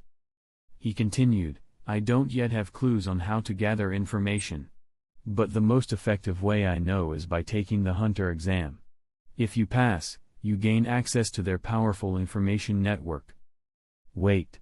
Hearing that term made me jump in. Did you say hunter exam? That's right. He raised a finger, explaining seriously, the hunter exam is a test aspiring hunters must pass. It's so difficult that few succeed each year. But its benefits attract thousands worldwide. Hunters symbolize prestige in society. Ahem, can you stop explaining? I interrupted, setting down the empty ice cream box. Blinking, I said, I already signed up for the hunter exam this year. Huh? He looked puzzled. I signed up for the hunter exam, I repeated. You said becoming a hunter gives access to intelligence, right? This could be useful. I could take the exam now, get the license, and come back to help you. Wait. You signed up for the hunter exam? He repeated, shocked. I nodded. If you signed up for the official Hunter Association's exam? The one taken once a year that everyone dreams of passing? I nodded again, curling up in confusion. He shut his eyes, clenched his fists, and seemed to battle emotion. In a strained voice he said, Amber. Do you know how dangerous the hunter exam is? You're just a kid. If you go, you're risking your life. Even if I acknowledge your ability, the exam attracts masters worldwide. You're thin, you look like you'd blow away in the wind. How can I let you take it alone? Is it really that dangerous? I tilted my head. Of course. He replied urgently. I see. I nodded. I don't know your definition of strong, but I shouldn't be that weak, right? As I said this, I twisted the iron spoon I was holding around like soft wool. Like this? I offered, handing it to Kurapika with an innocent expression. Time seemed to stop as he froze. I slipped his arm from across his chest, placed the knotted spoon in his hand, and grinned. Once you react, if you complain about my strength, I'll knot you like this spoon. Kurapika went silent. He admitted he was planning to take the exam too, but felt unable to do it now. He wasn't confident. Waiting until he felt ready seemed sensible. I agreed this made sense and suggested his path could be paved by my earlier attempt. We briefly discussed the garden plan and decided to continue planting the next few days. I also mentioned I'd be helping my 2 friends next month. He said okay and reminded me to be careful. The training schedule was set post-mission. Kurapika wanted to wait for my injuries to heal and preferred I train with Hisako or Illumi, though I doubted they'd offer structured methods. After he earns the hunter license, I'll help him find the murderer. Then his training continues until he's strong enough to succeed. Once his revenge is fulfilled, perhaps I'll discover my own path. Thinking this way, the future feels long and full. If possible, I just want everything to go smoothly. Chapter 38. After 2 days of hard work, I pulled weeds from parts of the front and backyard and planted flower seeds. While working, I chatted with Kurapika. He shared memories of the Kurta tribe and the boy Pyro, though he grew sad when recalling them. In contrast, I did most of the talking. He was genuinely curious about my world. I told him about my family, school life, and more. We've grown quite close these days. After much effort, the garden's new layout looked lovely. With that done, I slipped back into my lazy daily routine. Though my urge to shop had faded, I couldn't just lounge around. I spent days hugging pillows and watching TV, its picture so grainy it resembled a mosaic. A few days ago, I decided to explore the game console I'd purchased. I'd never used a controller. After asking Kurapika for help, he said he'd never played either, directing me to figure it out. It took over an hour to connect to the TV using the manual. I started the first game, something like Contra, and promptly died over 10 times before even completing the first level. Kurapika, who'd been reading nearby, finally gave in and grabbed the second controller. Let's play 2-player next time, he suggested. You said you weren't interested, I teased. It's my first time too, but it doesn't look that hard. TSK, bragger, I teased back. He quietly focused, snorted, and said, "Just try it, you'll get it." Kids really are born gamers, I suspect. After just a round, he carried me far along as if using cheats. I couldn't even tell which level we passed. Pixel bullets flew everywhere and I kept dying. Kurapika reserved all health packs and shields for me. If I died, he'd restart so I wouldn't watch alone. Honestly, I felt like dead weight. We spent most of the day finishing the game. In truth, it was largely Kurapika's efforts. Without me, he'd be 3 times faster. Feeling defeated, I poured 2 glasses of juice and offered him one. "Sorry for calling you a bragger earlier." He relaxed on the sofa, arms folded but composed, saying, "It's fine. I won't tease you about it." Why do these kids try so hard sounding adult? 2 days later, Kurapika appeared in a blue outfit resembling his previous one. Curious, I checked it was new and asked its origin. He glanced down. "This? I made it." Wow, if he was more omnipotent, I'd be out of my depth. Spotting my astonished look, he explained, "It's Korta tribe formal wear. Because we were secluded, these aren't sold. We sew our own clothes, my mother used to.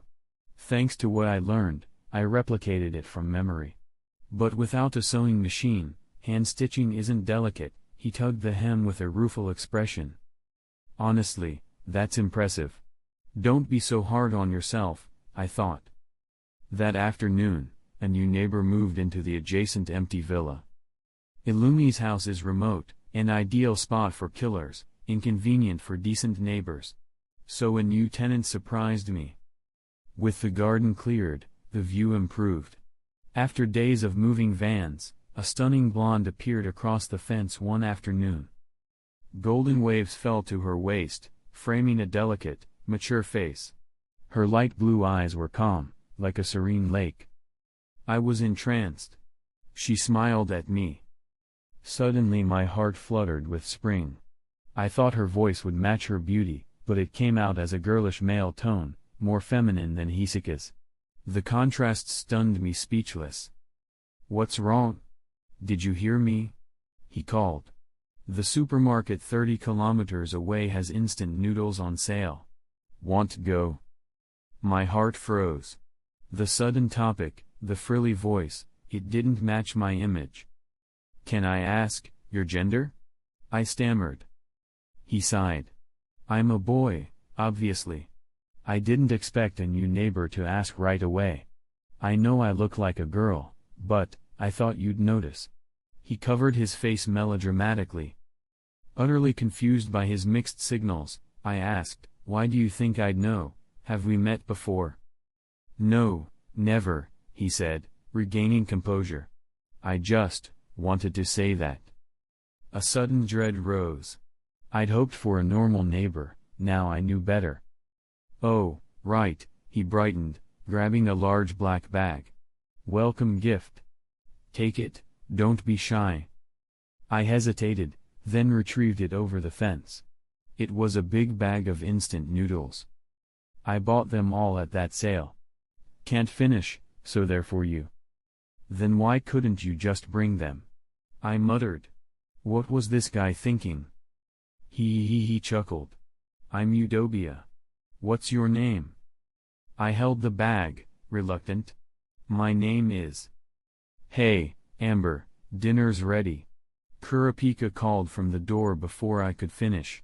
I sighed, calmed myself, and said aloud, "It's Amber. Thanks for the noodles, I gotta go." I dashed off, not looking back. Kurapika watched me with a hint of disdain as I hugged the bag. "Who was that?" he asked. "The new neighbor." "And the bag, he gave it to you?" "Yeah," I said distractedly. "Come on, I gotta wash up." I escaped to the bathroom, avoiding thoughts of that strange man.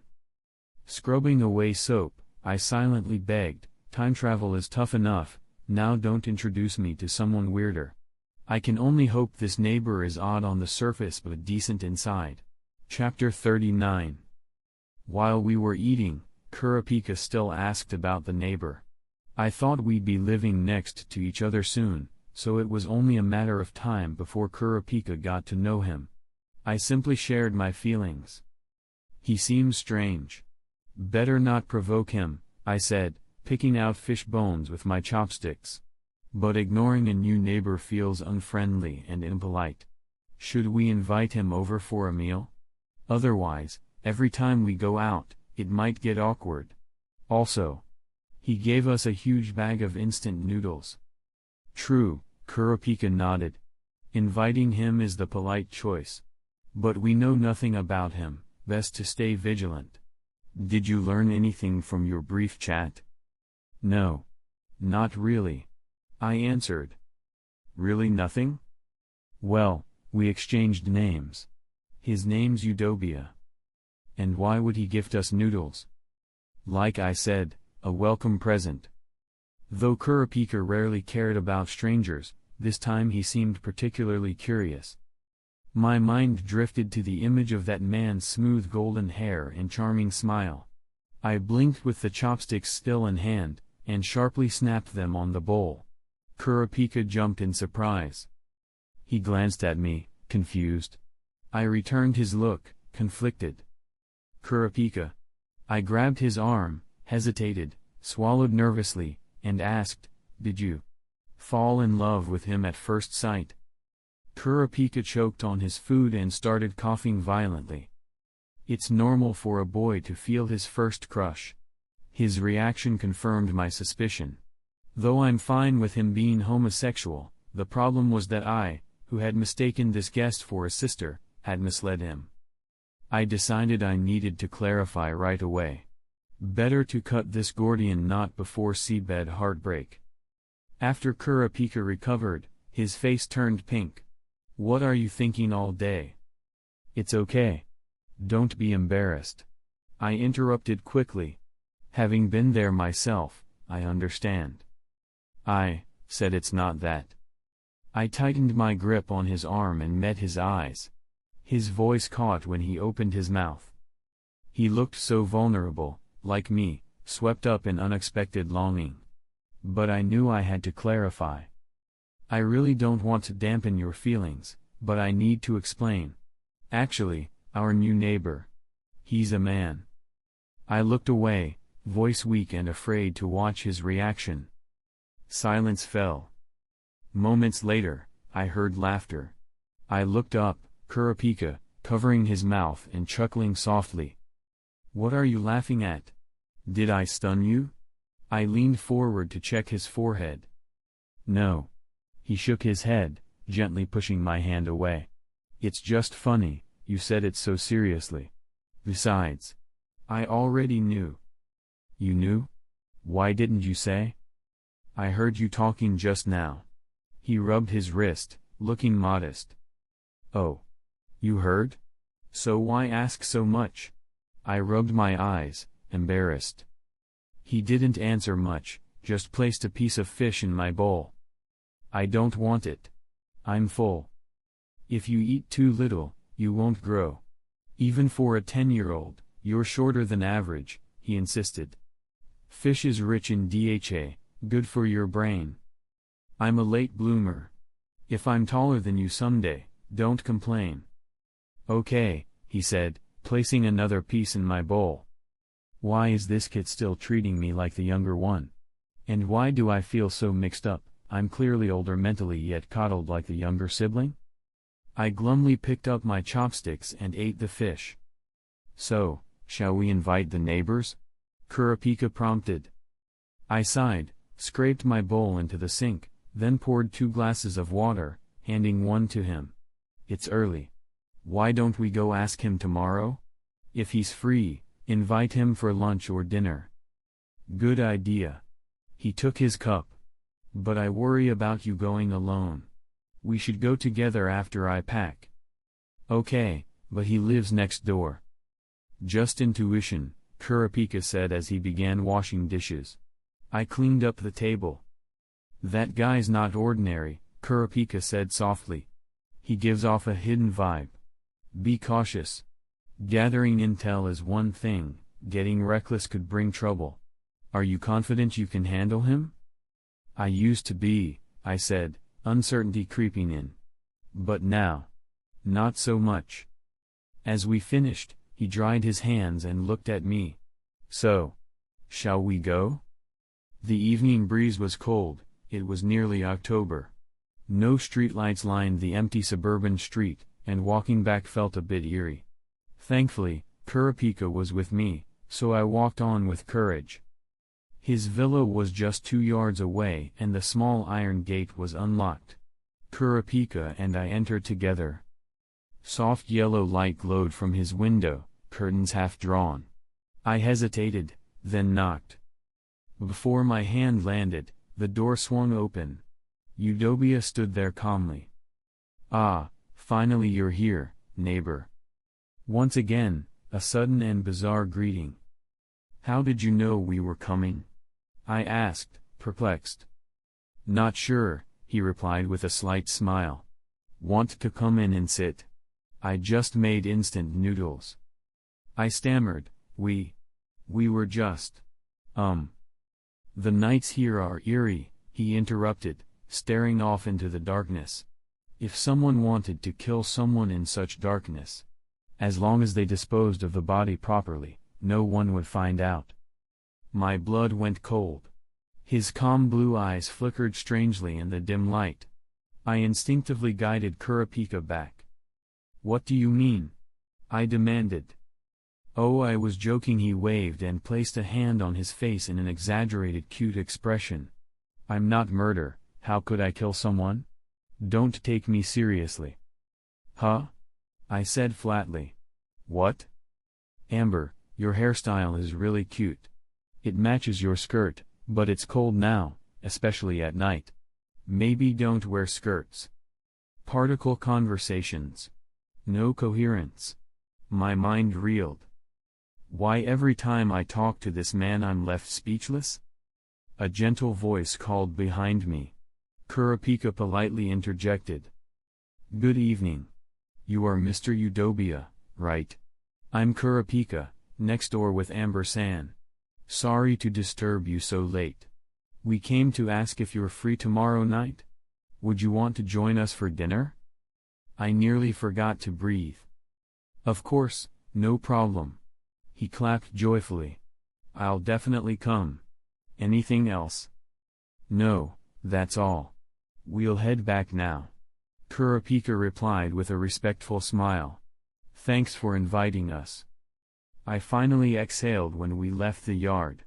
My admiration for Kurapika soared, he held himself so well. If it had been me, I'd likely have slapped the man mid-conversation.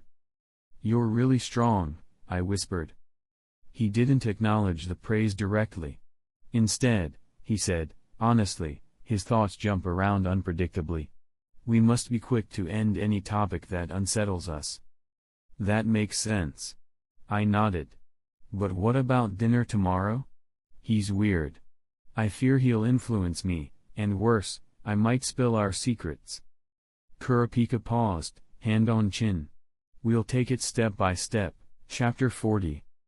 Even when hosting strange guests, basic etiquette must be observed.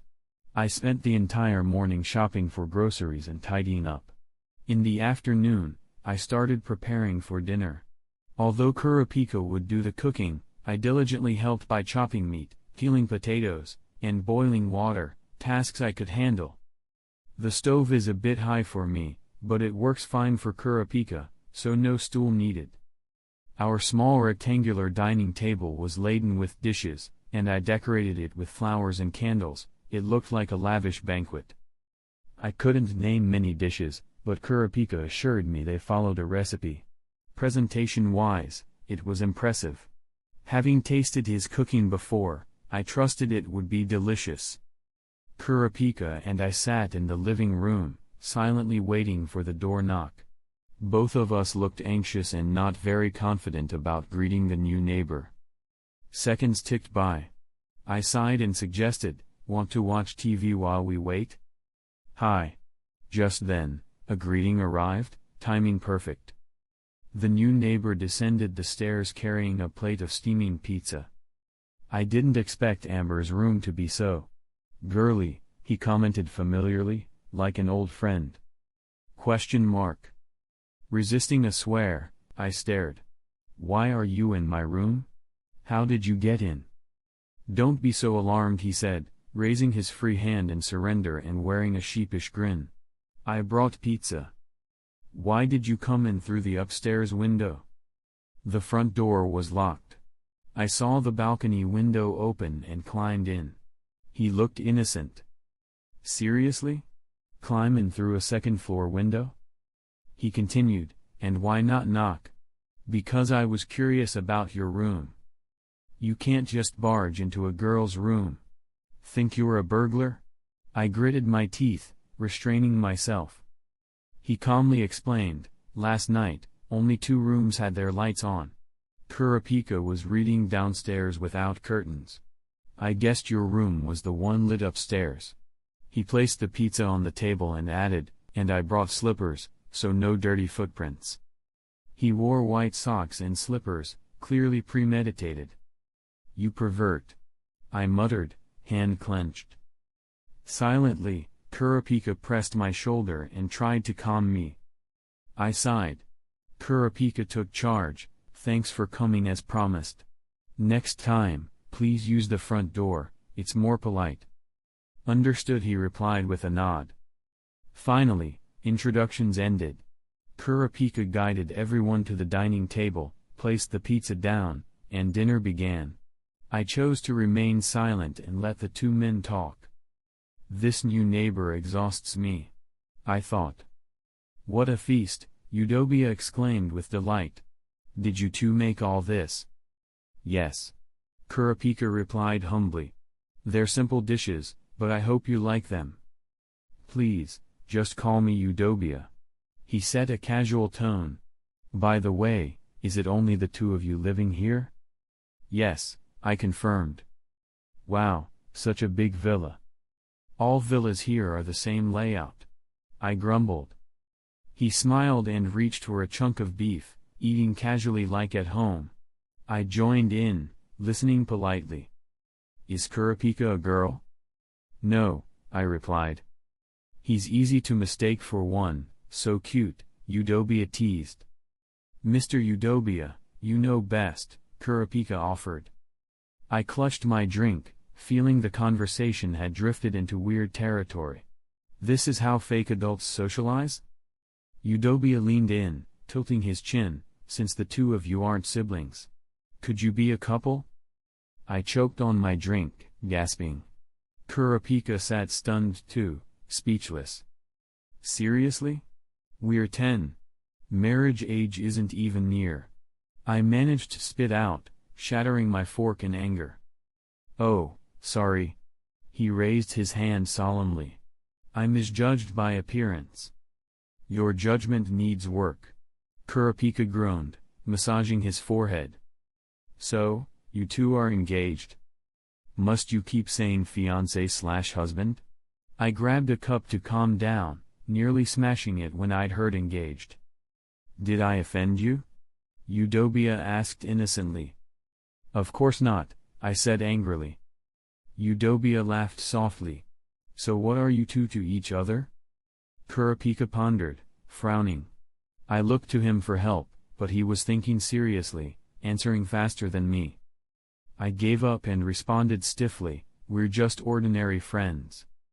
Eudobia nodded thoughtfully. Then, he surprised us both, taking my hand, eyes sincere. If you're just friends, why not consider marrying me when you grow up? You're such a cute girl. Huh? Kurapika and I gasped together. You should seize the chance, you adorable girl, Eudobia flirted. Definitely not. We both shouted, jumping up. What, rejected? I'm so sad, he teased coquettishly. I shivered. You pervert. I fumed. I'm 10 years old. I don't agree either. I won't marry someone I don't know. Kurapika protested. Dinner table quickly turned into a battleground. Ahaha, I'm kidding. Why so serious? He picked up my handkerchief, wiped his mouth, tone amused.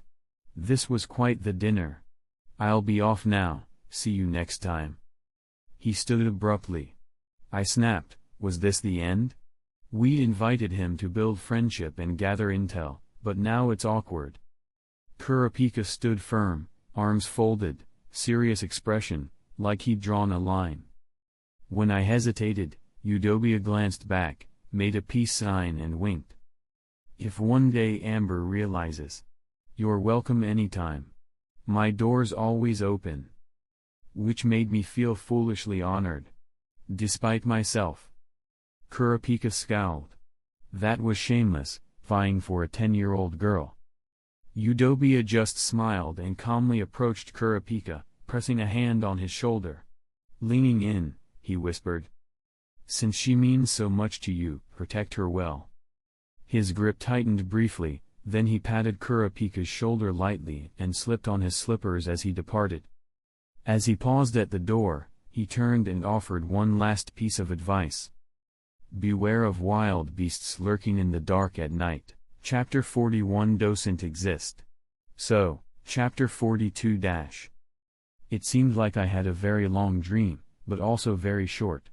I don't remember what I dreamed about, nor do I know how long I was unconscious. I just felt like I had been sleeping the whole time and never woke up.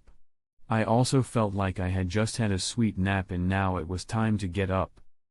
I woke up in my bedroom and opened my eyes drowsily. The light flooding in made me cringe.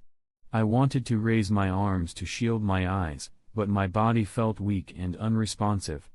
I had to close my eyes again, lie quietly, and try to piece together what had happened. Beneath me was the familiar softness of my big bed, with pale sunlight pouring in through the windowsill. The window was ajar and a little cold air slipped in. What time is it? As my mind cleared, fragmented memories replayed, that night when Kurapika and I were attacked, and Illumi saved us at the brink of death, giving me the chance to make that wish to recover. My body began to regain strength. I slowly raised an arm and examined it.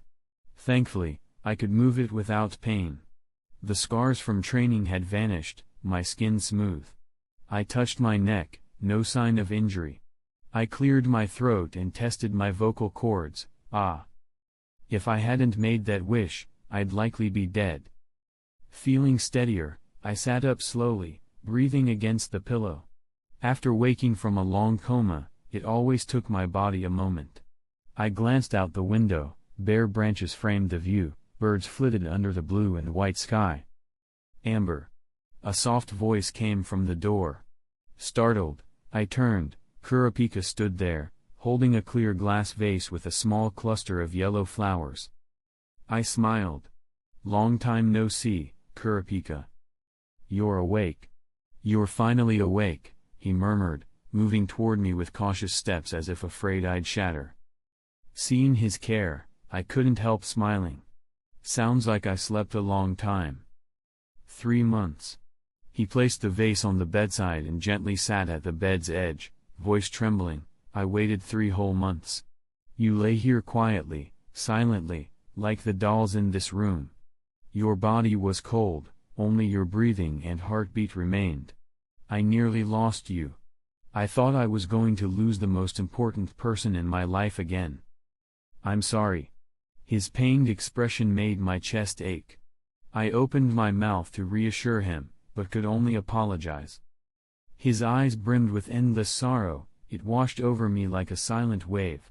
He shook his head and asked softly, "May I touch you?" His head hung forward, his golden hair longer now, brushing his neck.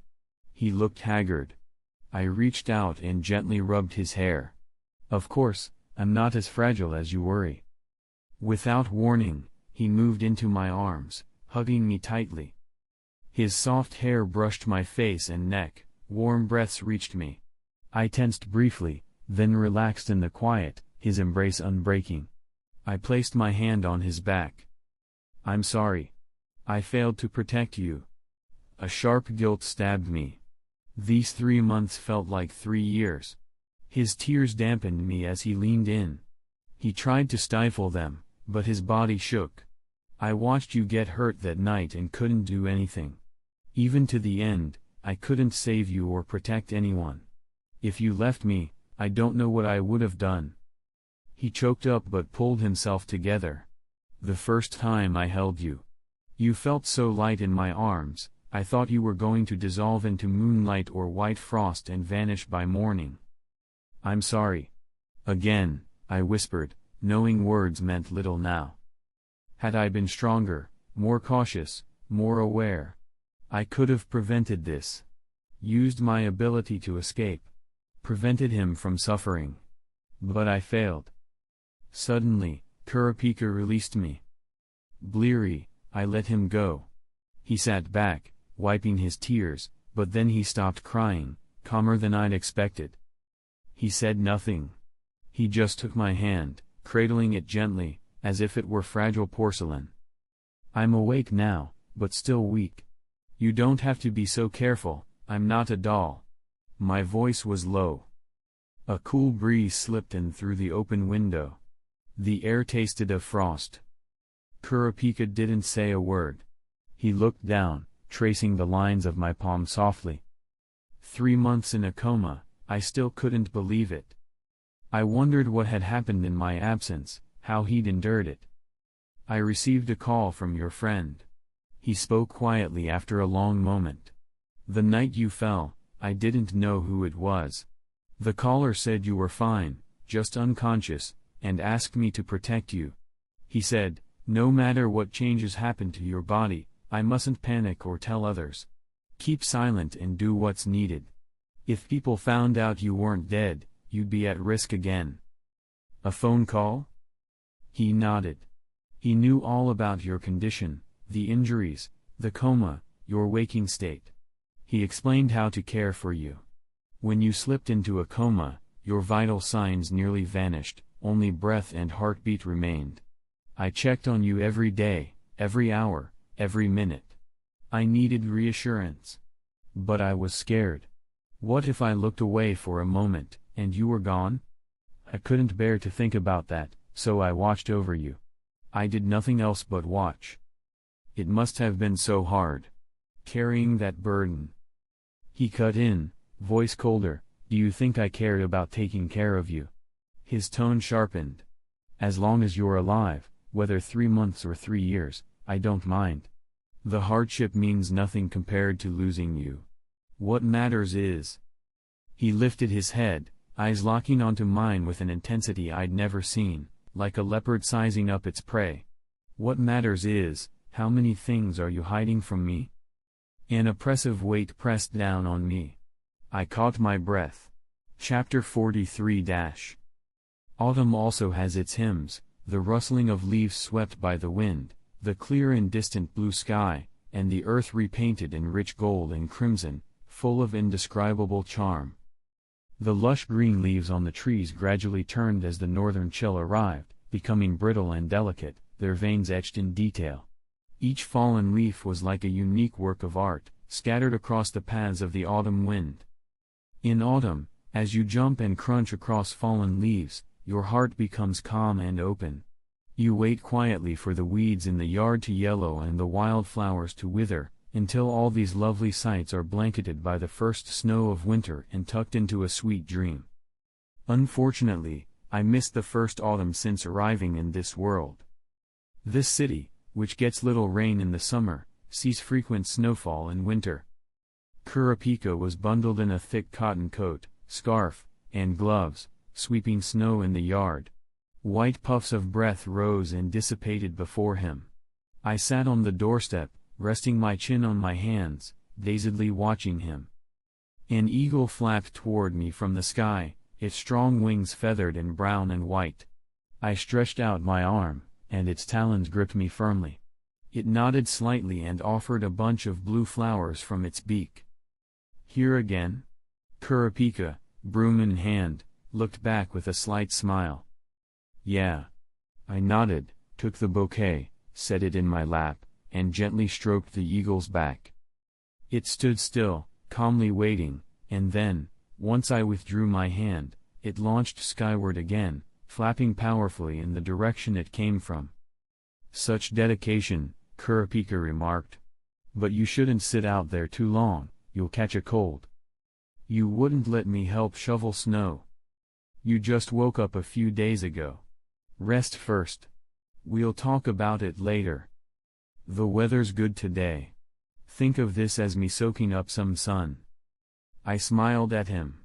The boy looked back gently, his eyes bright in the snowy white world. Winter, too, has its own carols.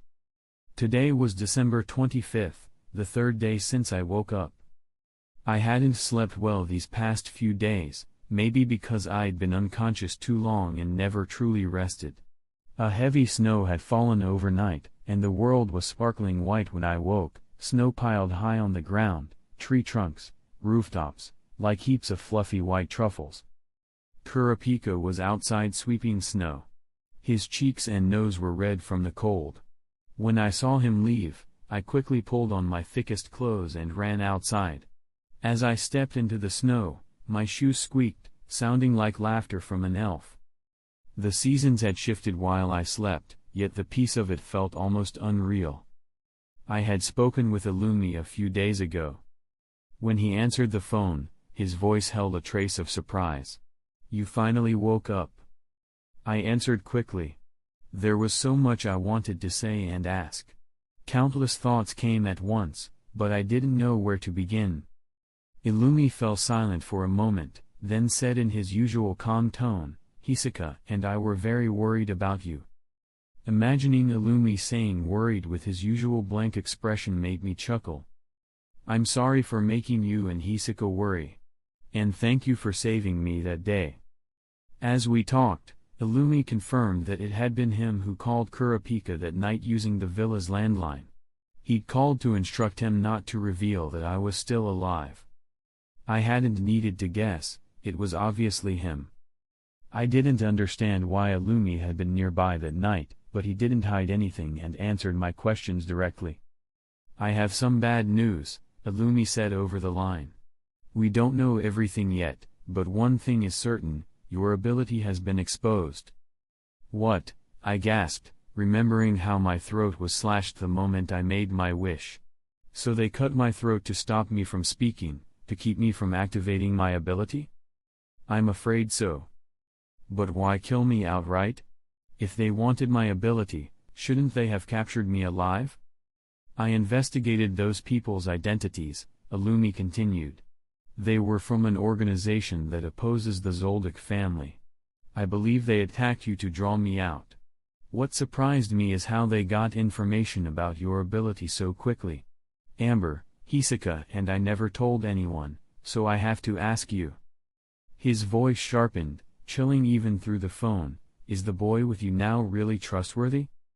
I smiled at the predictable question and said firmly, "He would never hurt me. Don't worry."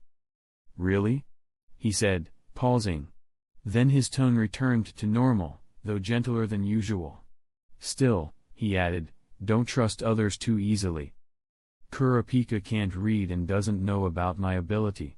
I don't believe he has any reason to stay with me aside from his own choice.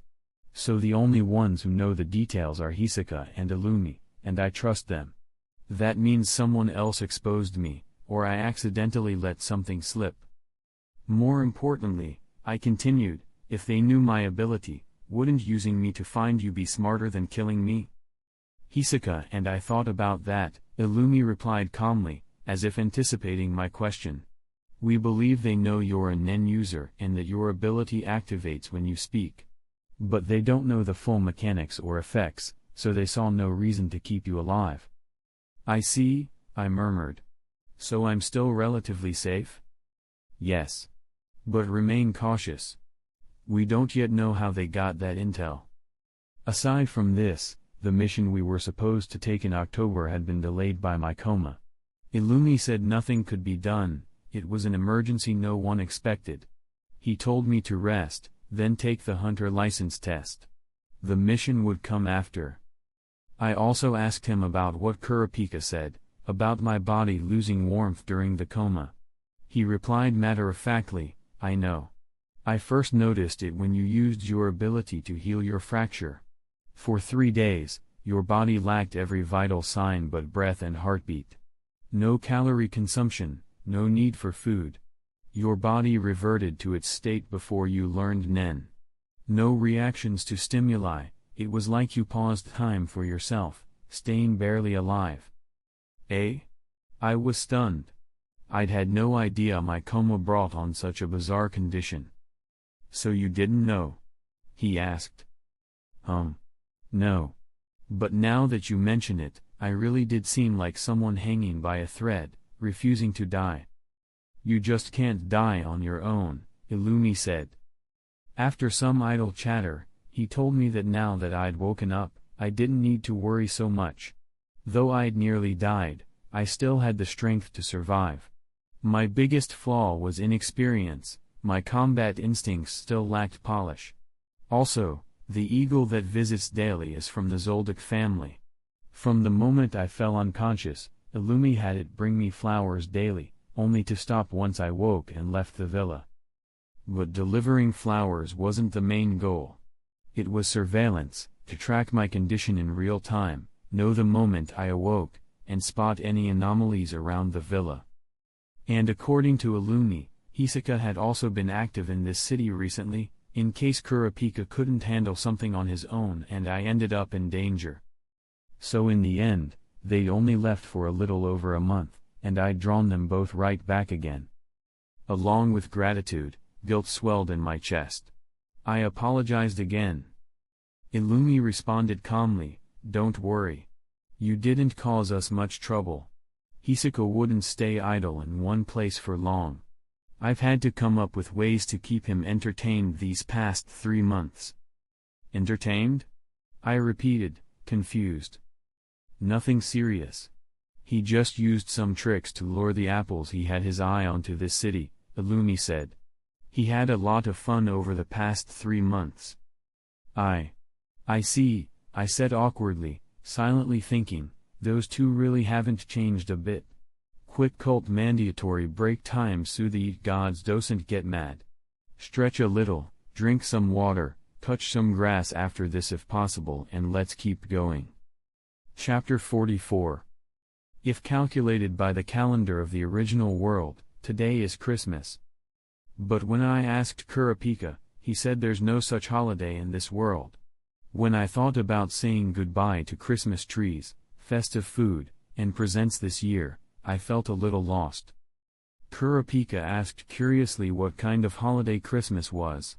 I thought for a moment and said, "Christmas is kind of like the Western New Year, I guess.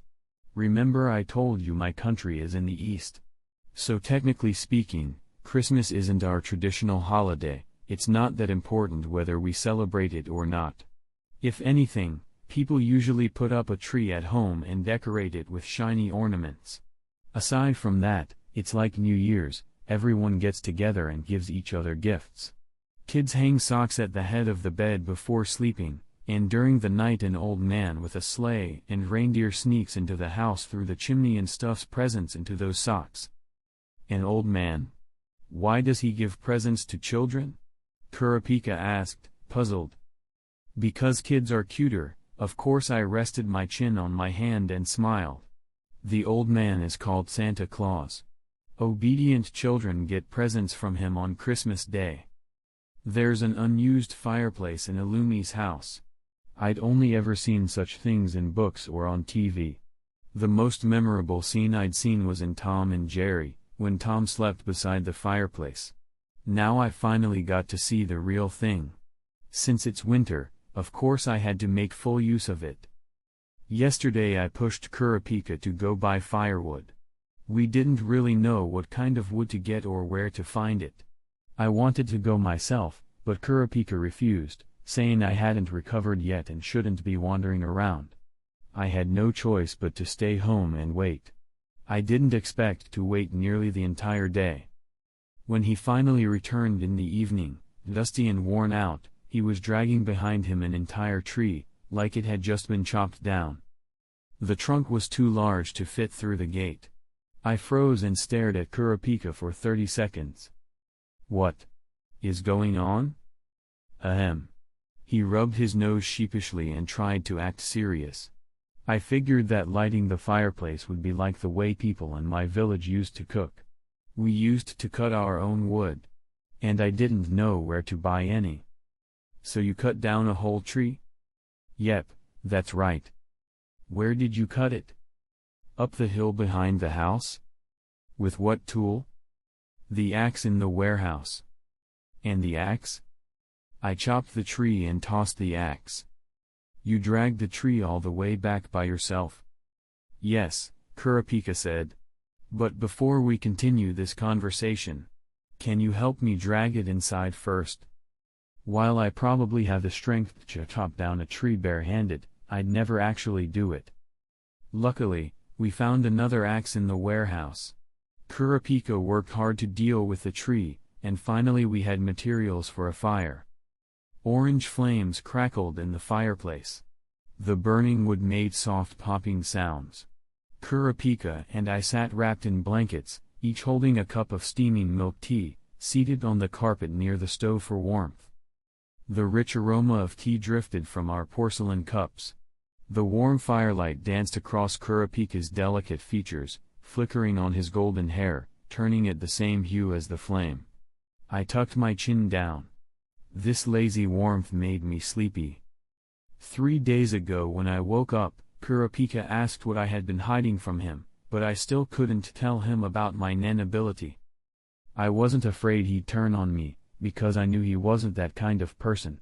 What I feared was that he'd come to expect something from my ability, that it would change our relationship, make it unequal, even plant seeds of resentment. Another reason, I didn't want him to learn mind reading, at least not yet. I didn't want him to get dragged in too early. Hisaka had said that no one can escape. I didn't want Kurapika to start down the path of revenge just because he gained more power. If he stepped into that emotion too soon, I feared he'd truly take his first step into the abyss. The road to revenge, whether bright or dark, is unpredictable. If possible, I hope that day comes later. No matter how deep the hell waiting for him may be, I'll do everything I can to pull him back to this world. So, until then, wait a little longer. When he grows a bit more, when he has more memories and a fuller life, when he can find hope again, beyond revenge. Kurapika seemed angry that day. He blamed me for not trusting him, and blamed himself for not protecting me. But he was right, I didn't trust him. I didn't trust that he could wield this power without losing himself. So I said nothing. Still, we agreed that one day, I'd tell him everything about me, all my secrets, without holding anything back. Because he means that much to me. I don't know when it happened, but I've come to see him as an irreplaceable part of my family. Amber? A soft voice pulled me from my thoughts. I looked up instinctively. Warm firelight flickered in Kurapika's eyes. He smiled and asked gently, "Can I ask you something?" "Sure," I said, puzzled. He hesitated, then, as if steeling himself, gave me a complicated look. "Have you ever thought about going back to the world you once lived in?" I didn't know how to answer. There are people I love in both worlds.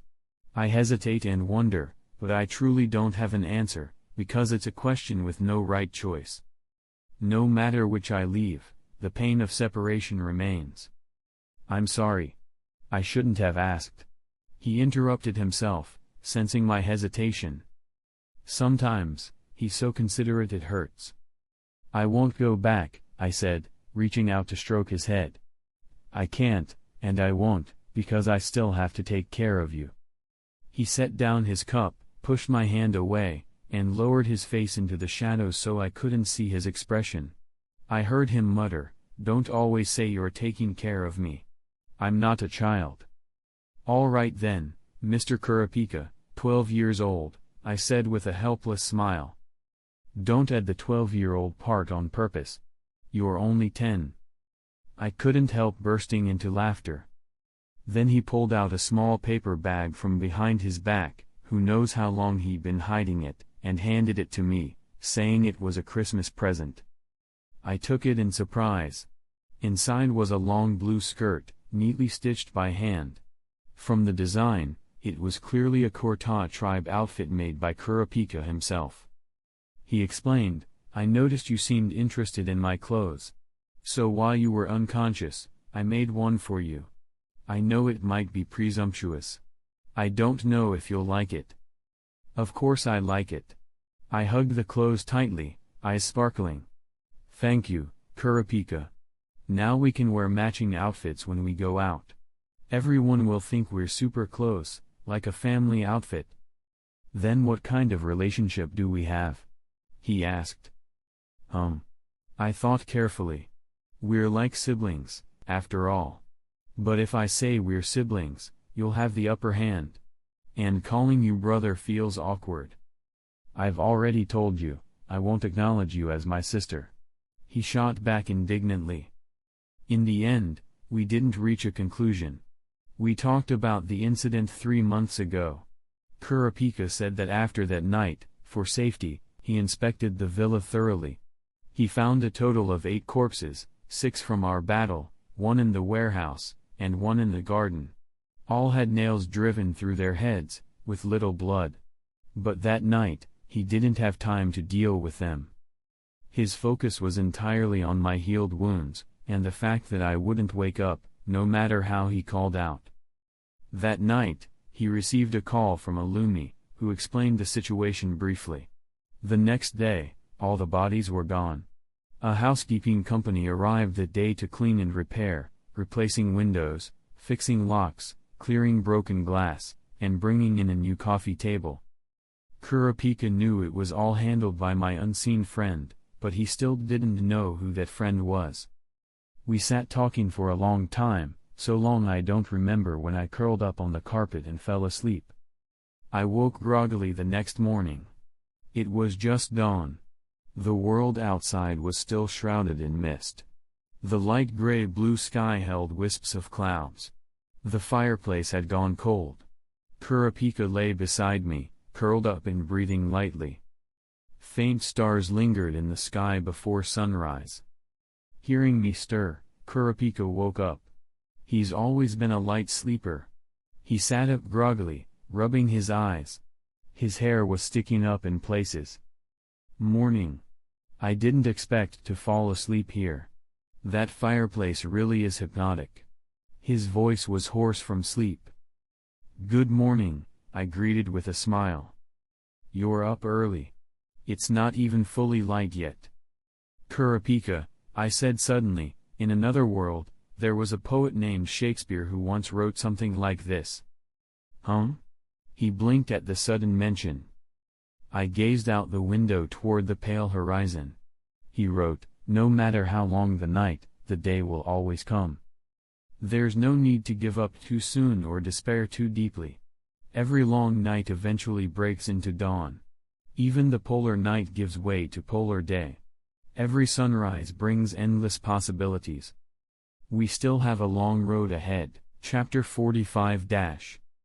After Christmas comes New Year. Illumi called to tell me that the organization that tried to assassinate me had been eliminated by him, not just for my sake, but also to prevent them from causing future trouble. However, he didn't know where those people got information about me. Supposedly, even they weren't sure, someone approached their leader and provided the details. What they knew matched their deductions: my name, my appearance, my connection with Illumi, and that my ability must be spoken aloud to activate. I was curious about the informant, but since Illumi didn't know, I didn't press. Before hanging up, he said, "Happy New Year in advance. Also, Hisaka asked me to tell you he misses you very much." Imagining that guy smirking like a sly fox and muttering "apple apple" gave me chills. Because the New Year was coming, I took Kurapika to the city to shop for New Year's goods. In this world, New Year's spans January 1st to 3rd, and the Hunter exam is on January 7th. It worked out well. I could spend the holiday with Kurapika, then leave directly afterward. I hadn't told him about my plan to retake the exam. I figured he wouldn't agree, he's already stopped me from helping clear snow lately. The exam takes days and requires stamina. Maybe he'd urge me to wait another year? But I know my body best. Though a coma leaves lingering effects, I've had enough time to recover. Kurapika is just more nervous than I am. I'll tell him the night before I leave. Telling him now would just create friction. On the topic of the coma, one thing that still puzzles me is its exact length. Normally, a coma is rounded up by the day. Since I made my wish at night but woke at dawn, the coma lasted roughly 3 months and 10 hours. I suspect it may have ended the night before I woke, and my body simply needed 10 extra hours to recover unconscious functions. Shopping went smoothly. I bought food, essentials, and some new clothes. I had burned through money pretty fast before, so my bank balance was visibly shrinking. But I decided not to worry. I'll deal with it when I'm broke. Worst case, I'll find a job and earn money myself. While shopping, I suddenly remembered our strange neighbor. I hadn't seen him since waking up. I mentioned it to Kurapika out of curiosity. He looked a little irritated and said, "Why are you so concerned about him?" "Well, I'm just curious," I said, balancing several bags. "It's been a while, and you haven't said a word about him since I woke up. Have you seen him again?" "Rather than just seeing him. It was more like I saw plenty of him," Kurapika replied, clearly frustrated. "Huh?" I was surprised. "What do you mean?" He sighed and said, "I saw him the day after you fell into the coma, when the housekeeping company came. He was sunbathing in the garden like nothing had happened. He greeted me casually and asked why you weren't around. Because of your friend's warning and my own emotions at the time, I didn't say much. I declined and went back to your room. And then, you can probably guess. He climbed in through my window again, didn't he?" Kurapika nodded. "I honestly don't trust him. I was in your room at the time, on high alert. But he didn't do anything suspicious, he only climbed through the window because I was too distracted to notice his knock." "What happened next?" I asked. "I'm sorry," he murmured. "I promised your friend I wouldn't let anyone know you were alive, and still." "It's okay." I smiled. He only said that out of caution. "But we've been fine, haven't we? You did great these past 3 months. I should be thanking you for staying by my side and not giving up on me." We walked slowly side by side. The street was livelier than usual today. Snow had been cleared to the sidewalk edges, revealing red brick pavement. Rows of shop windows reflected our figures. I saw the boy behind me, taller than me now. His hair, uncut for 3 months, reached his neck. Only the bangs seemed trimmed, probably by himself, leaving a slightly messy look. "He's grown taller, hasn't he?" Before, I had to tilt my head slightly to meet his eyes. Now the difference was more obvious. Kurapika didn't respond, so I changed the topic. "Want to get a haircut later?" "Huh?" He blinked. "Oh. Yeah, I probably should. It's gotten long without us noticing." I examined the frayed ends. "Has anyone told you your blonde hair looks good?" "Huh?" He looked startled. I pulled down my scarf to show my face and said sincerely, "That hair color really suits you." "Why are you saying this all of a sudden?" He was obviously flustered, blinking and looking away. What a soft-hearted kid who can't take praise. I smiled and returned to the earlier topic. "So what happened after that? After Udobia found out I was alive?" "After that?" Kurapika thought for a moment. I asked him not to tell anyone, and he agreed easily. But even so, I couldn't fully trust him. I couldn't monitor him constantly, and if he didn't mean harm, that would be too rude. Most importantly, I couldn't balance caring for you and keeping watch over him. "So how did you resolve it?" Knowing Kurapika, I was sure he found a solution somewhere between extremes. Sure enough, he nodded and said, in exchange, he offered to tell me a story, about someone very important to him. "Important? What kind of story? I didn't ask who the person was, but from his expression, I don't think he was lying. He said he came here for that person. That's definitely unexpected. Eudobia called it an exchange of secrets. I always suspected he knew something. I didn't believe him at first, but when he talked about that person. Kurapika paused and added quietly, he cried. I blinked. That guy cried? Kurapika nodded. Whether it was true or not, I couldn't tell. But at the time, it was the only solution. And my gut tells me that, at least when it comes to that person, he wasn't lying. I understood. Kurapika had 3 options: keep constant surveillance, imprison Eudobia, or kill him. The last 2 are more Hisoka or Illumi solutions. Not Kurapika's style. So who was that person he mentioned? I asked curiously. He said they were a bit scatterbrained, but very clever. When serious, they became charismatic and cool.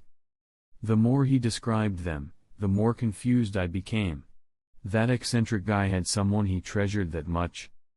I nodded. And then what? I used illness as an excuse to explain your coma. After that, Eudobia began visiting often. Visiting? Me? He said he was worried about the health of the lovely young man.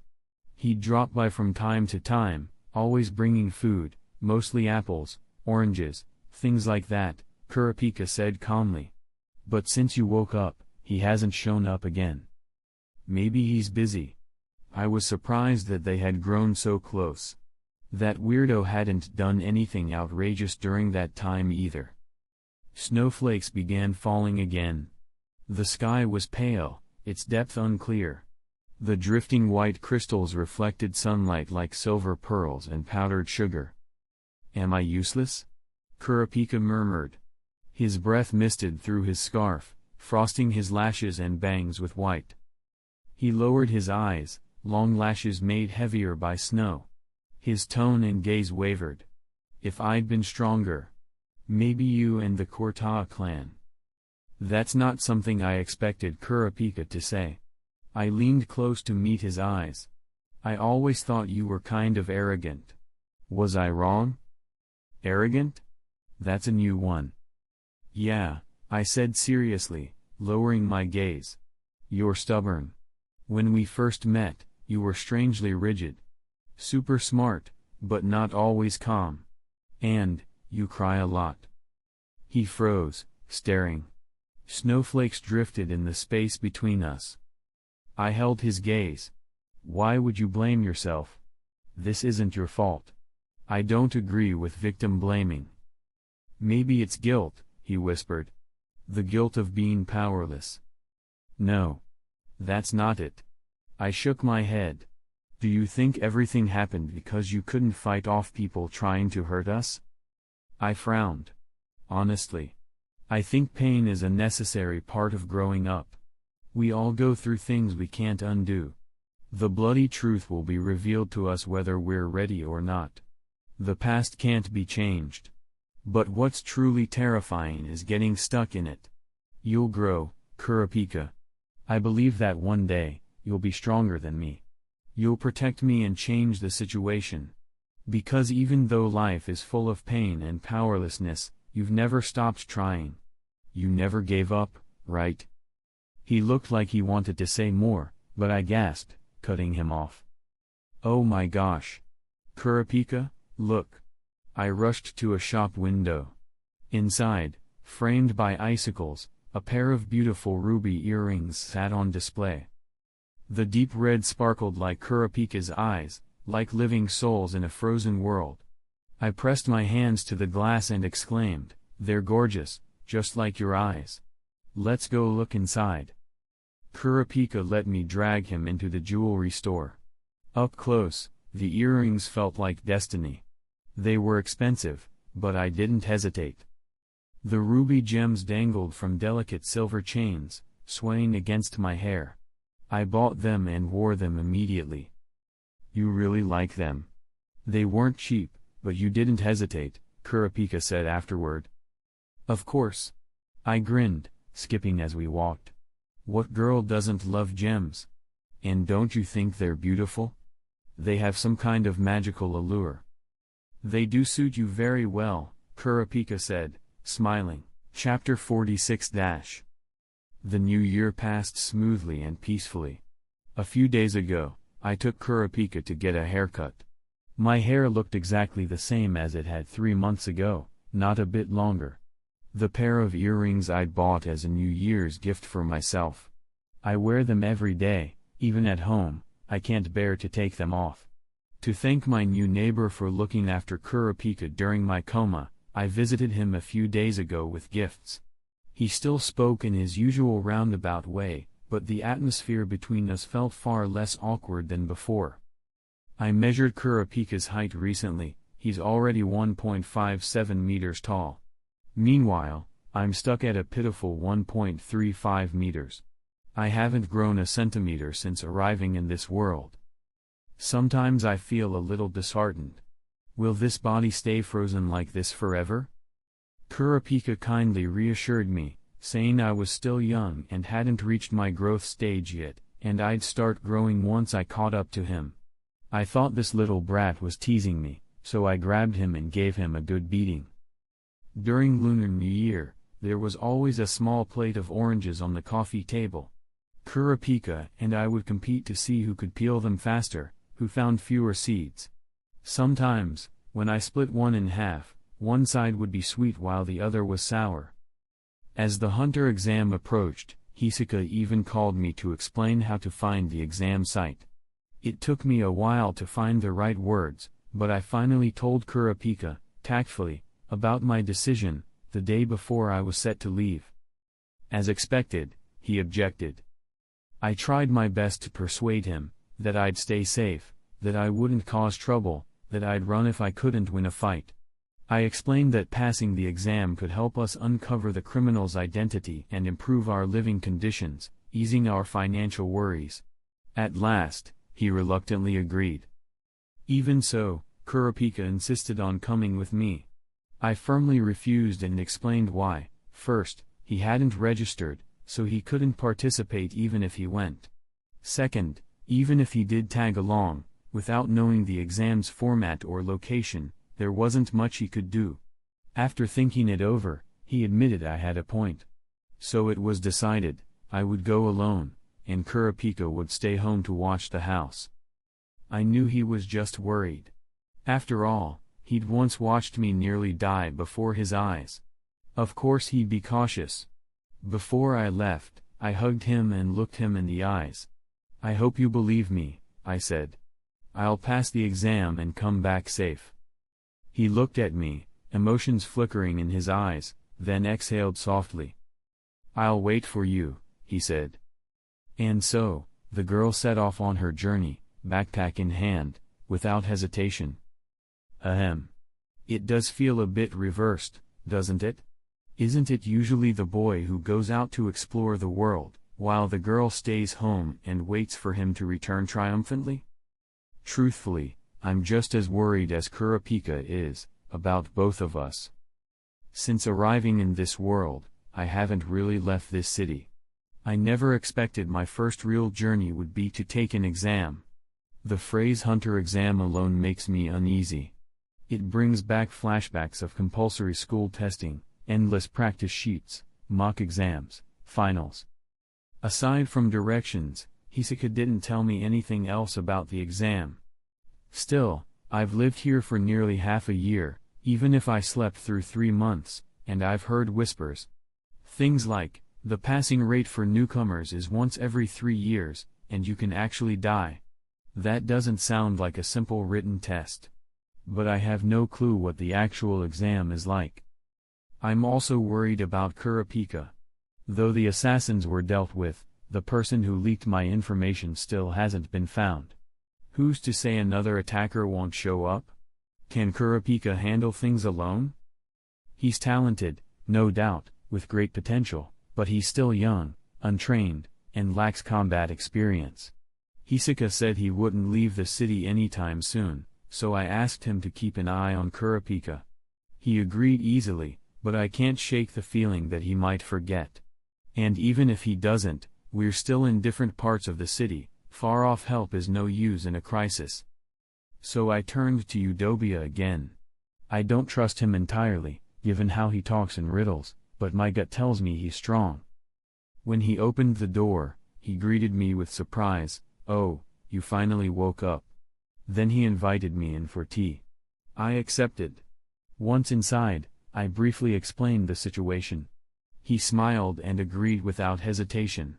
Seeing things settled so easily, I didn't linger.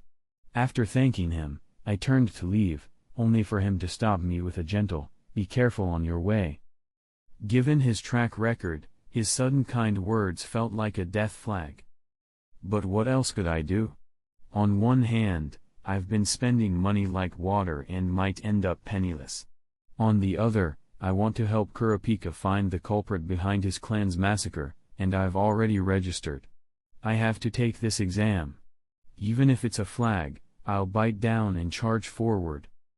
Not knowing how long the exam might take, I left Kurapika stocked like a wintering squirrel, food, cash, and countless instructions. Don't go out alone, don't open the door to strangers. He got impatient from hearing it all. I really am developing housewife potential. After getting everything ready, Kurapika and I agreed to call each other once a day to confirm we're safe. Then we said goodbye. Our eyes met, filled with worry. Before I left, I told him, if I pass and come back, we can train and travel together. I want to see the world. As soon as I said it, I realized, had I just given myself a new goal. Anyway, everything went smoothly until I boarded the airship. My destination, a place called Port de Rey. According to Hisaka, the person who could take me to the exam site lived on a mountain there. I hadn't traveled far before. As I looked out at the inky sky, city lights twinkling like a spiderweb below, my thoughts spun in all directions. After 2 hectic days of preparation, I was finally on my way. I sat quietly by the window, exhaling softly as if finally able to relax. It felt like something had come to a close. Unknowingly, I've been in this world for almost half a year. I've learned the rules here, gained new skills, made friends, found a family. I'm adapting, slowly becoming part of this world. My pace might seem erratic, but I'm steadily moving forward. Each of us plays our small role on the world's stage. Now that I think about it, my first airship ride was with Hisaka. That's when I met Demi.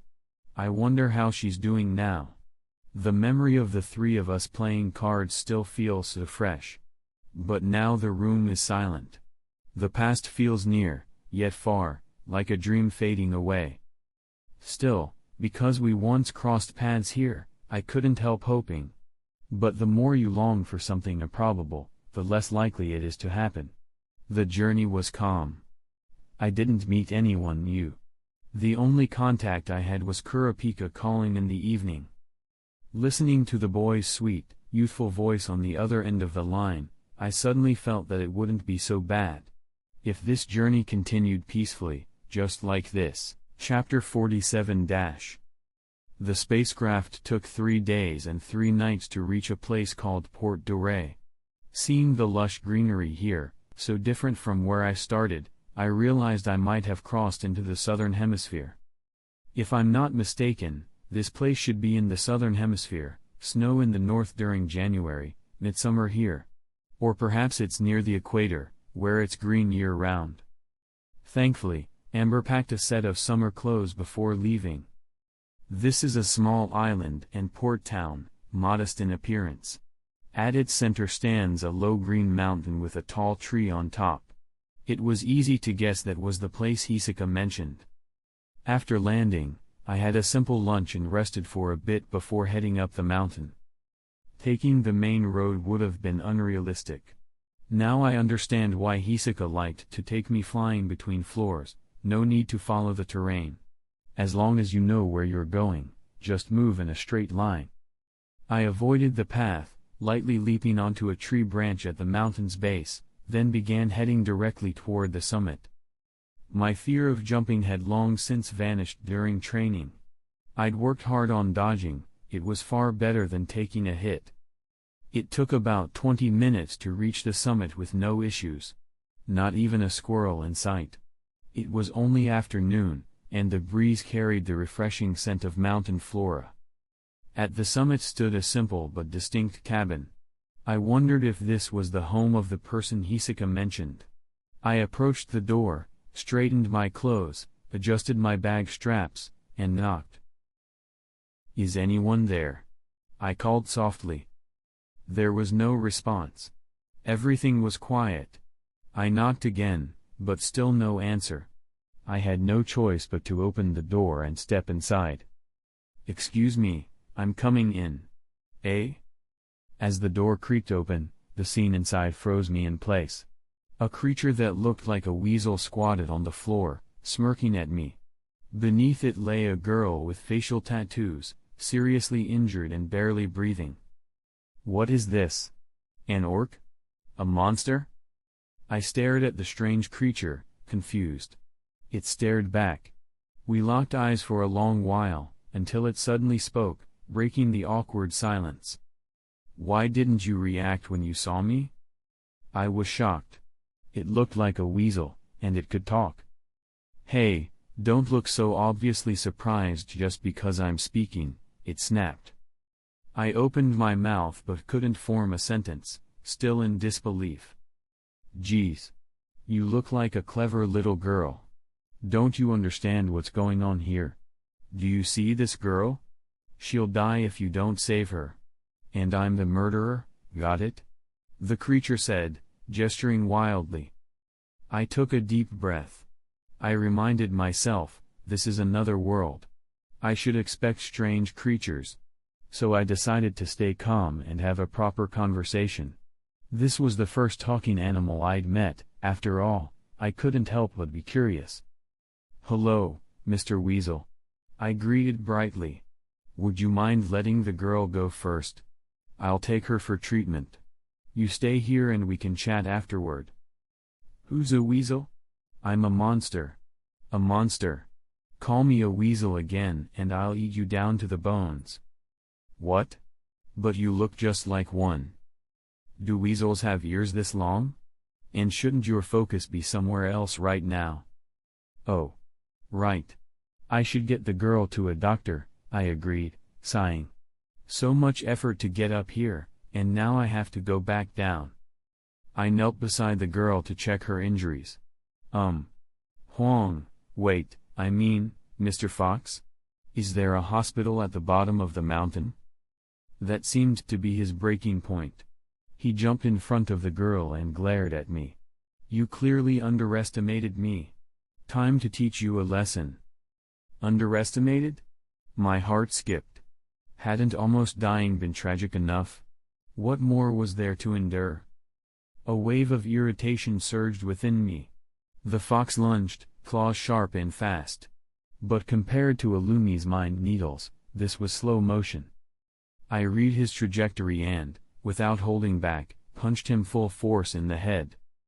"It hurts," he screamed, clutching his skull and rolling on the ground. My ears rang from the volume. He sobbed dramatically. "So cruel.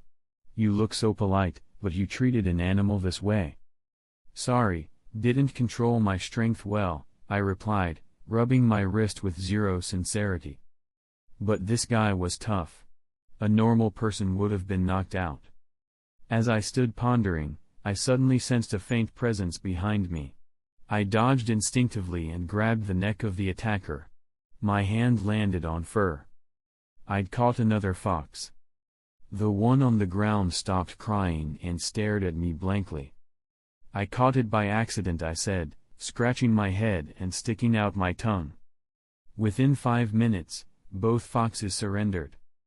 "Sigh, looks like we're still too green. You're strong, little girl." "That punch was no joke," said the one I'd hit, now seated obediently on a mat. Only then did I realize they were a family. The injured girl was their daughter. The one I'd punched was the husband, and the one who tried to ambush me was the wife.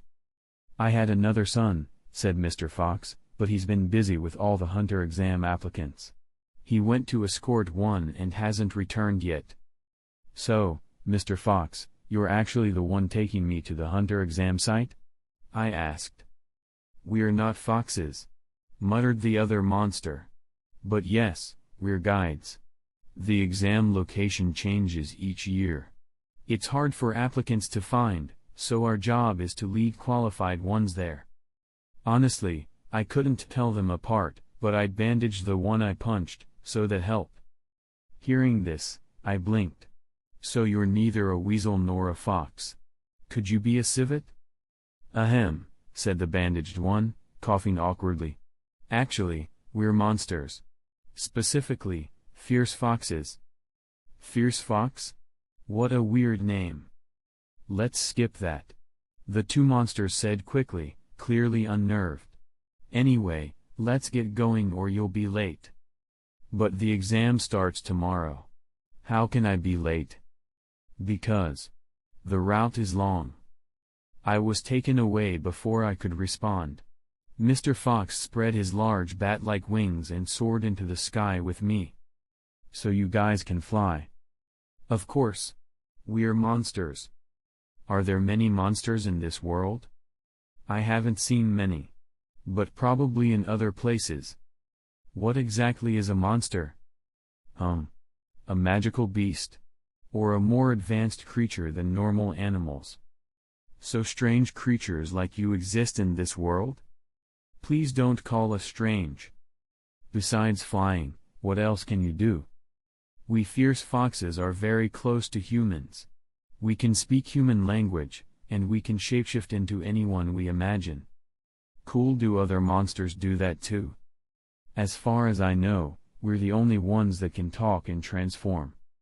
I asked endless questions, using my full curiosity to gather info on the hunter exam. After a long flight, we crossed the sea and arrived at a small town. Mr. Fox landed and transformed into a middle-aged man with navy blue hair. "Follow me closely," he said, leading me through winding alleys. We stopped before a shabby little house with peeling blue paint.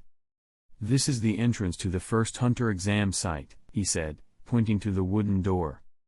"Are you sure?" He nodded, pushed open the creaky door. Inside was an empty, dusty room. Furniture was faded beyond recognition. Mr. Fox waved for me to enter. Though the room was dusty, fresh footprints covered the floor. "Notice anything?" he asked as he moved to the wall. "Looks shabby, right? But the footprints are new. Ah, here it is."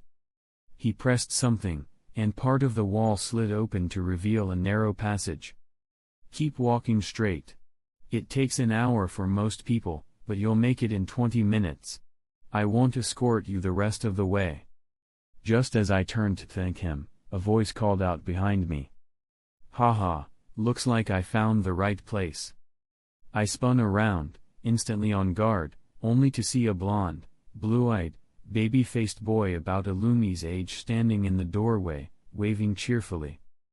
"Hello. Are you here for the hunter exam too?" he asked, his big eyes full of enthusiasm. Chapter 48-. The evening sun slanted into the shabby room. A young man stood in the light and greeted me with a smile that was warm, not aggressive. When I saw his golden hair softened by shadows, I felt momentarily dazed. His hair color was similar to the blonde kid back home, but with less saturation. It was a muted, darker tone than Kurapika's bright gold. I was a bit worried I'd come to the wrong place. "Thanks to you all, I really appreciated it." "It seems he's also taking the hunter exam this year," Mr. Fox said with a smile. "It's impressive he found this place on his own. I'll take my leave now, better for you two to walk together. A companion makes the road easier." "Oh." I watched Mr. Fox leave, waving. "Thank you for guiding me. Goodbye." He waved back without looking. Then I turned to the boy before me. He still wore that fresh, kind smile. When he saw me staring, he offered a greeting. "Hello, I'm Charanaga. It seems we're both candidates for this year's hunter exam. Please take care of me." As he spoke, he extended his hand. "Hello." I hesitated for a moment, then shook his hand. "Mr. Charanagu. Right? I'm Amber. Nice to meet you. Just call me Keto." He smiled, and stepped back toward the hidden wall. "That's what my friends call me." I followed. He knocked thoughtfully on the stone wall by the secret door. So the mechanism isn't hidden in the wall. No wonder I didn't find it earlier. "Have you been waiting here long?" I asked, surprised. I hadn't seen him earlier. "About half an hour. No one else showed up yet, until you. Thanks to you, I found the way in smoothly." His voice was clear and sincere. I studied him. He met my gaze directly, calmly smiling. "What are you staring at so intently? Not ready to enter?" Keto teased from in front of the hidden door. "Oh." I blinked, looked away, and hurried to catch up. "Right behind you." Beyond the secret door lay a damp, narrow corridor shrouded in darkness. Keto took out a sleek smartphone and pressed a button. Its flashlight switched on, lighting our way. I couldn't help admiring it. "Why does your phone have a flashlight?" "Mine only makes calls." "Haha, I modified it myself. Bit different from what you can buy." "You modified it yourself? That's amazing." "I've been into gadgets for a while now," he said. "What about you, Amber? You're quite young, aren't you scared to be taking the hunter exam?" "Well, I am a bit scared. I don't know what it'll be like. But I've heard a hunter license is extremely useful. So I thought I should get it as soon as possible." I see he nodded. "How about you, Keto? Why are you taking the exam?" "Because of work," he replied. "My boss throws a lot of challenges at me, and needing info is part of the job. A hunter license would make that a lot easier." "You've been working so hard." "Haha, yeah, what can I do?" As we walked, I glanced at him. He stood about 1.8 meters tall, with neat short golden hair. He looked bright and capable, his expressions natural and responsive. He seemed cheerful and genuine, someone easy to befriend. Yet, perhaps I overthink. People this outwardly good often hide something. I reminded myself to stay vigilant, but not to the point of paranoia. Maybe I was just lucky to meet someone normal on this odd journey. At least, that's what I hoped. We made small talk, all the typical questions: age, job, hometown. Keto answered readily. When he said he was 19, I paused. That made him about the same age as Illumi. "Though I'm technically 20, since New Year just passed," he added with a grin. He didn't reveal much about his job, only that his boss is respected though salary varies by assignment. What surprised me most was hearing he was from Meteor Street. Meteor Street, Demi mentioned it, chaotic yet structured, harsh yet full of warmth. A place where survival requires toughness and cunning. Despite that, it's a massive city with its own rules and communities. I'd assumed only the hardened could come from there. Meeting someone so warm from that place, it felt unexpected. We walked together for over an hour, moving slowly. Eventually, a faint light appeared ahead. We'd reached the exit. Chapter 49. The dim light gradually spread into brightness. Keto and I stepped out of the dark corridor into a bustling new environment. The first thing I saw was a verdant jungle, and beyond it, a crowd of people from all walks of life. Most wore serious expressions, their clothes hinting at diverse backgrounds. "Here you go. Please take your number tag," a distinctive voice said beside me. I looked down to see a dwarf no taller than a green bean in a formal black suit. He handed me a small white disc. Turning it over, I saw the number 665. He handed another to Keto, 666. "These tags are given in order of arrival. Please hang yours on your chest and don't lose it," the dwarf explained politely before waddling away. I watched him go, wondering at the growing number of strange creatures. So we're around the 600s. And there are so many people, Keto observed, flipping his tag. Others will arrive. Not sure how many will join in total. We pinned our tags to our chests. Hey! Amid the rustling crowd, a sudden voice called. A short, portly uncle waved at us. Are you two new? I hesitated as he ambled over with a smile that looked far too eager. So you're old, huh? I retorted. Of course. Been doing this for my 30th hunter exam. I know the setup inside out. He's tried 30 times and still hasn't passed. That's impressive, said Keto. The uncle just chuckled. I'm Tunpa. What's your names? I'm Keto, the young man answered.